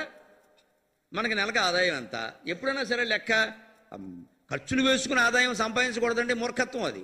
ఆదాయం చూసుకుని ఖర్చులు చూసుకోవాలి. ఖర్చులు ఇన్ని ఉంటాయి. పిల్లల్ని కాన్వెంట్లో చేర్చాం, వాళ్ళకి 1,00,000 కట్టాలి. ట్యూషన్ పెట్టాం, అదో 1,00,000 కట్టాలి. ఫ్రిడ్జ్లు కొనాలి, విల్లా కొనాలి, విలవల్లాడిపోవాలి. మొత్తం మీద నెలకి 2 లక్షలు రావాలి. మన ఆదాయం 1,00,000 కాబట్టి 1,00,000 అప్పు చేయాలంటే 3 నెలల్లో భిక్ష చేస్తారు ఇద్దరేండి. నీ అవసరాలు ముందు రాసుకుని దానికోసం సంపాదిస్తావా? పిచ్చి ఆలోచన. నీ ఆ సంపాదన ఏమిటో చూసుకో, దాన్ని బట్టి అవసరాలు ఏం తీర్చుకోగలగో తెచ్చుకో, మిగిలిన మానాయి. ఇది జీవితం. యదాయాన్నాదికో వ్యయః. కౌటిల్యుడు అర్థశాస్త్రంలో చెబుతాడు, అన్నిటికంటే తెలివైన పని ఏమిటంటే అయమేవ పరో ధర్మక, ఇయమేవ విదగ్ధత, ఇదమేవకి పాండిత్యం. అదే పాండిత్యం, అదే తెలివి, అదే ధర్మం. అంటే ఏమిటయ్యా అని అడిగారు. యదాయాన్నాదికో వ్యయః. ఆదాయాన్ని మించి వ్యయం ఉండకుండా ఎవడైనా చూసుకుంటే వాడే పండితుడు, వాడే మేధావి పో అన్నారు. ఇవాళ మనకు తక్కువైంది ఇదే. పైగా అప్పులు ఇచ్చేవాళ్ళు ఎక్కువైపోయారు. ప్రతి కంపెనీ వాడు మనకు ఫోన్ చేసి మెసేజ్ ఇచ్చి, మీరు అప్పు కోసం రిక్వెస్ట్ పెట్టారు, మేము ఇవ్వడానికి సిద్ధంగా ఉన్నాం. అంటే మీరు నాశనం అవ్వడానికి దరఖాస్తు పెట్టారు, మేము ముంచేయడానికి సిద్ధంగా ఉన్నామని. మనకి మెసేజెస్ నాకే వస్తున్నాయండి, మీకు రావా? ఎందుకని? వాడు ఆ కంపెనీ వాడి దగ్గరికి వెళ్ళి ఎప్పుడో వాచియో పేచియో ఏదో కొన్నాం, మన కర్మ కాలేదు, మన నెంబర్ 1 నోట్ చేసుకున్నాడు, అది పంపిస్తాడు.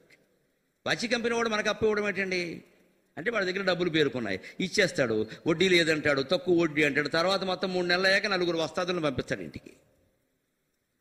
దీనికి మనం ఏమనుకుంటే ఫ్రీగా అప్పిస్తానంటున్నారు. ఫ్రీగా ఫినాయిల్ ఇస్తారమ్మా, తాగు. ఫ్రీగా అప్పివ్వడం ఏంటండి? ఎందుకు ఇస్తారండి? మన అగ్రిగోల్డ్ వాళ్ళు ముంచారు, ఇంకో పత్రికలు చూడండి అభయ గోల్డ్ వాళ్ళు ముంచారు, రేపు ఇంకా ఓల్డ్ గోల్డ్ మొత్తం అంతా ముంచుతారు. ఇంకా అయినా సరే మనం అందులోనే చేరుతూ ఉంటాం. అసలు అప్పు చేయకుండా బతకలేమా? ఆలోచించుకోలేమా? అప్పు దేనికి ఉండాలి? మన వాహనాలు కొనడానికి 3 మంది ఇస్తారంటారని మనం ఎందుకు తీసుకోవాలి? మనకేమో అవసరం? అదే నువ్వు అప్పు తీసుకున్నావు అంటే అంతకంటే మనశ్శాంతి లేని పద్ధతి ఇంకోటి లేదు. అశాంతికి వచ్చిన అశాంతికి మూలమే అప్పు. అప్పు